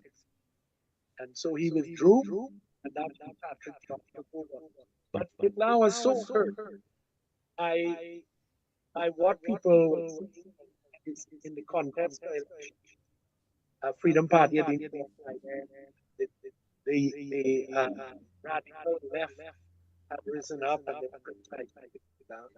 So he said, look, I'm getting out of, and he went to retire and he remained, not continue to be anything at all. He stayed up there and minded his farm and did a little fishing and but his name just have said his name resonates people because those days was the days of milk and honey. The first major road did the road to La, for instance, before singing songs Anuhelelu, Over. Right? Labor, Anushime. Everything was labor. Of course, he all set up a whole business which is so established now. Cultural heritage, the dances, the songs, and all of the stuff that celebrate particularly. That is LeBlanc. All of that is LeBlanc. So when you have things like that, and also, at that time, differences.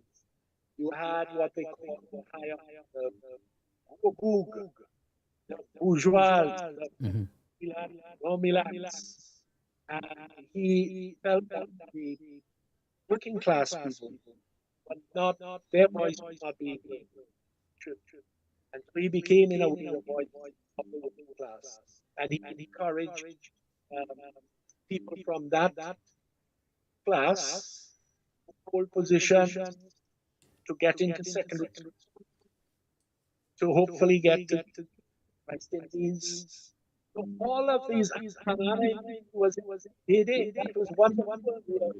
Money was coming into the hand like never before. So that all is together reflected on memory of LeBlanc. That is why, with this idea of LeBlanc, inspired. So that's my synopsis. My question to you while you're on Mr. Libla, we just celebrated 47 years of independence. What do you think of the way we celebrate our culture those days compared to the time from Libla to now? How do we celebrate? What is your take on the stage of the library at the present moment? And is there anybody you are training right now to pick up the mantle that when you can no longer do that, that you have somebody that's going to take it to the next level? A lot of questions. Anyway, These are the last what 3 I questions. one by one. So LeBlanc established a pattern, right, of culture. Now, gradually, things change after a while. It's 61 at 40 years, 40 plus 25, 65 years. LeBlanc was elected.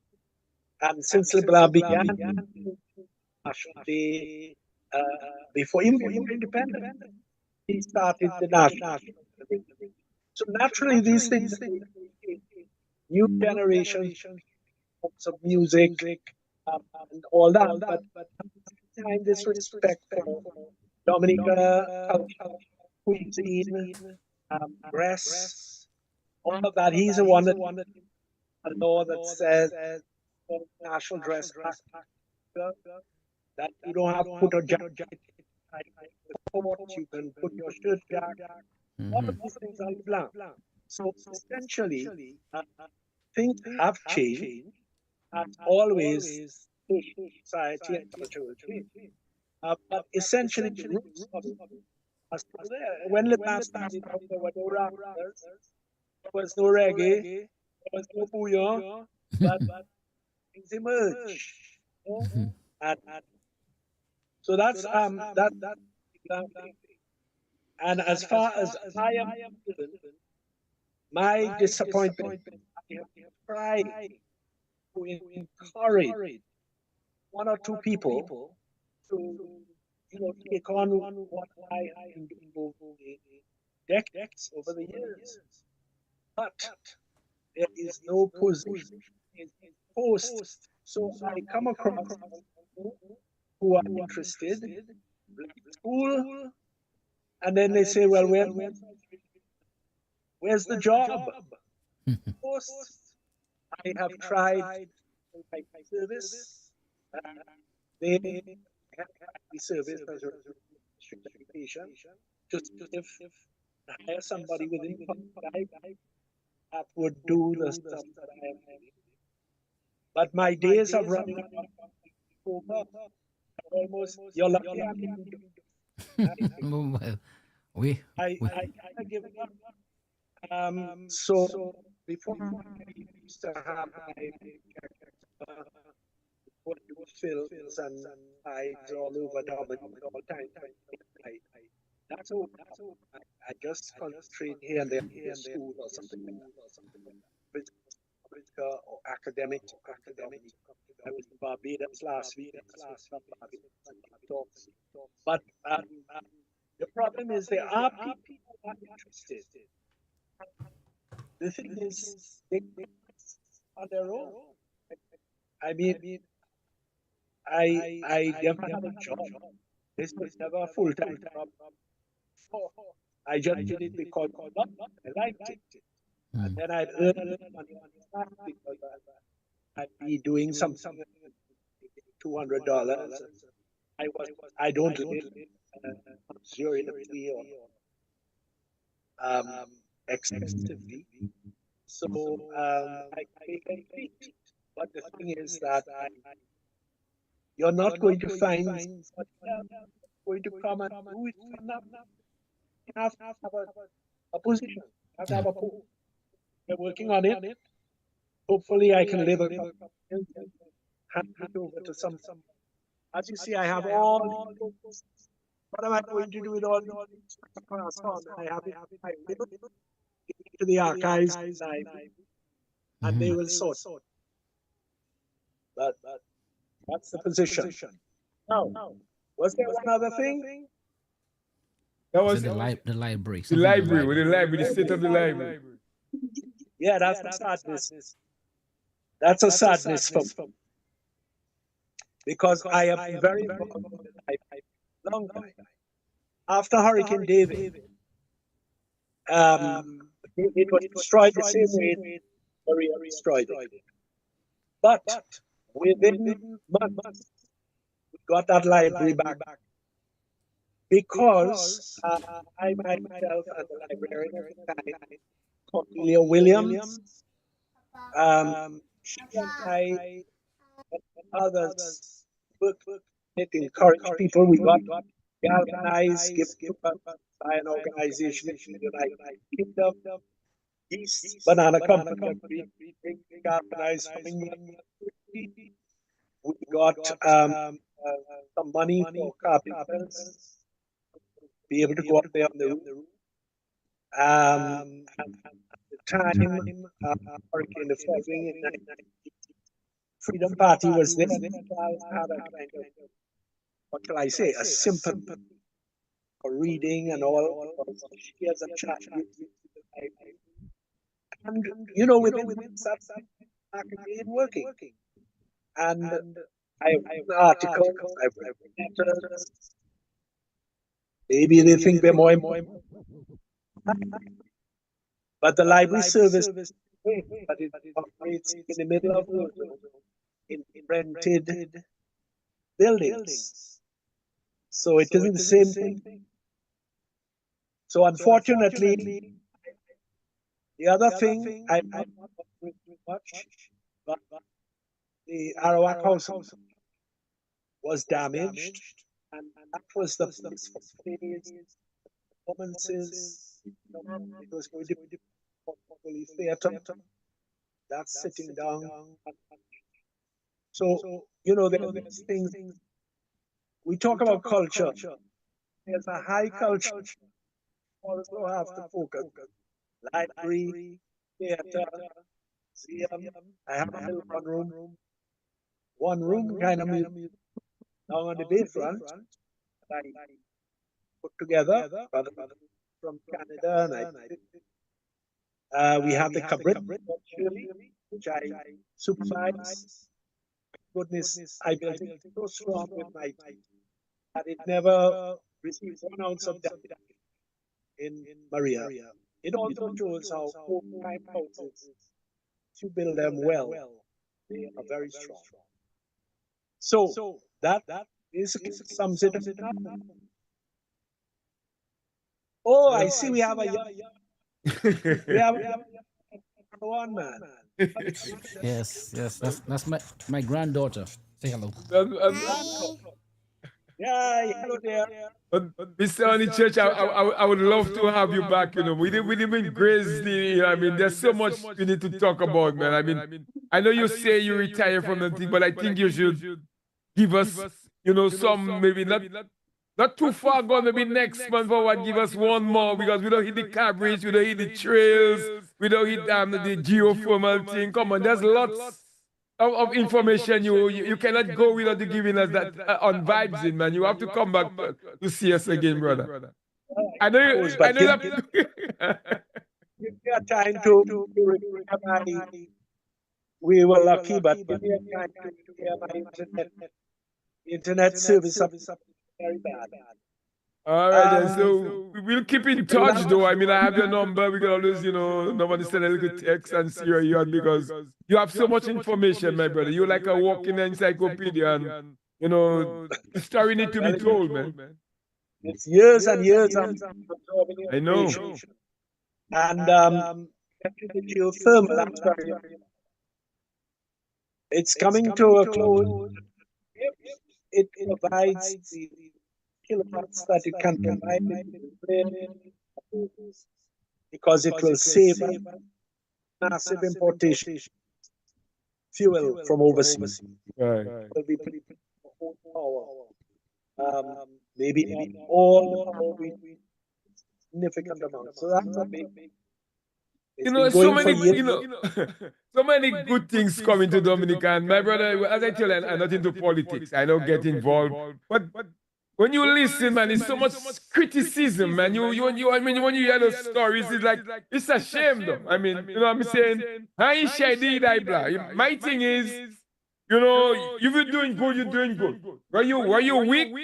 I will talk about you, but, you know, give Jackie's Jackie. When you listen to these guys or you listen, like it's nothing happening home. Like Dominica is like with the last kakara.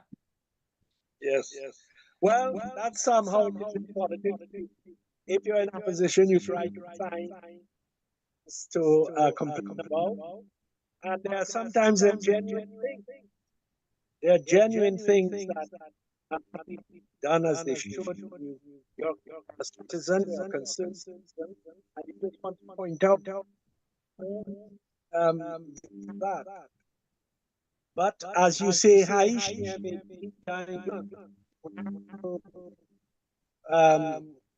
good from the bad. Yeah. Anyway, my friends, before I fall asleep on you all. Well, let me thank you, man. We can't thank you enough, Mr. Honeychurch, for this wonderful program. You know, we've learned a lot. I've learned a lot, and of course, like my cousin said, there's a lot more. Stop it. A lot more information you have to give, and we would love to see you back. But we thank you for your time, and we really wish you all the best in the future endeavors, and continue doing the great work that you're doing for Dominica. You are indeed a Dominican legend. So thank you very much.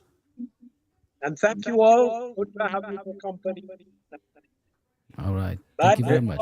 Yes, my brother. And I hope you see many more years to come, and good health. You know, because without health you can do it. And yo, when you are stalwart, you are a hero.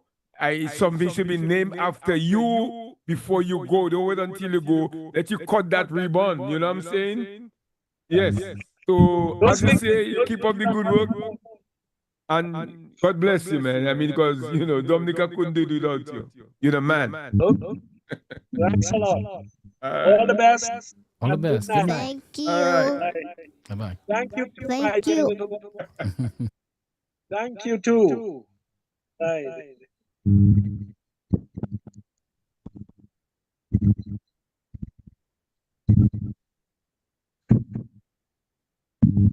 Yes, That was a Coach good one. G. That was a good one. That was indeed a wonderful Yeah, man, program. it had to come because we was about to cancel and understand? Yo, your good friend Richo say hi, man. Richo Richards.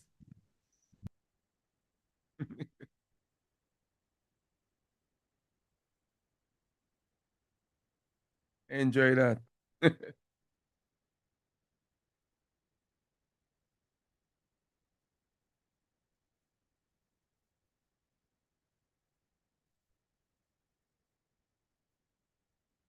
It was a good thing we hang in there, man. We almost cancel that thing out, right?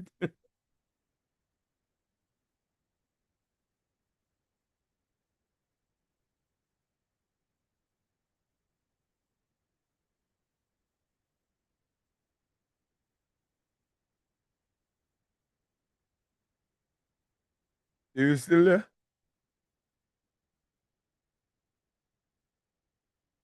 Yeah, I'm here.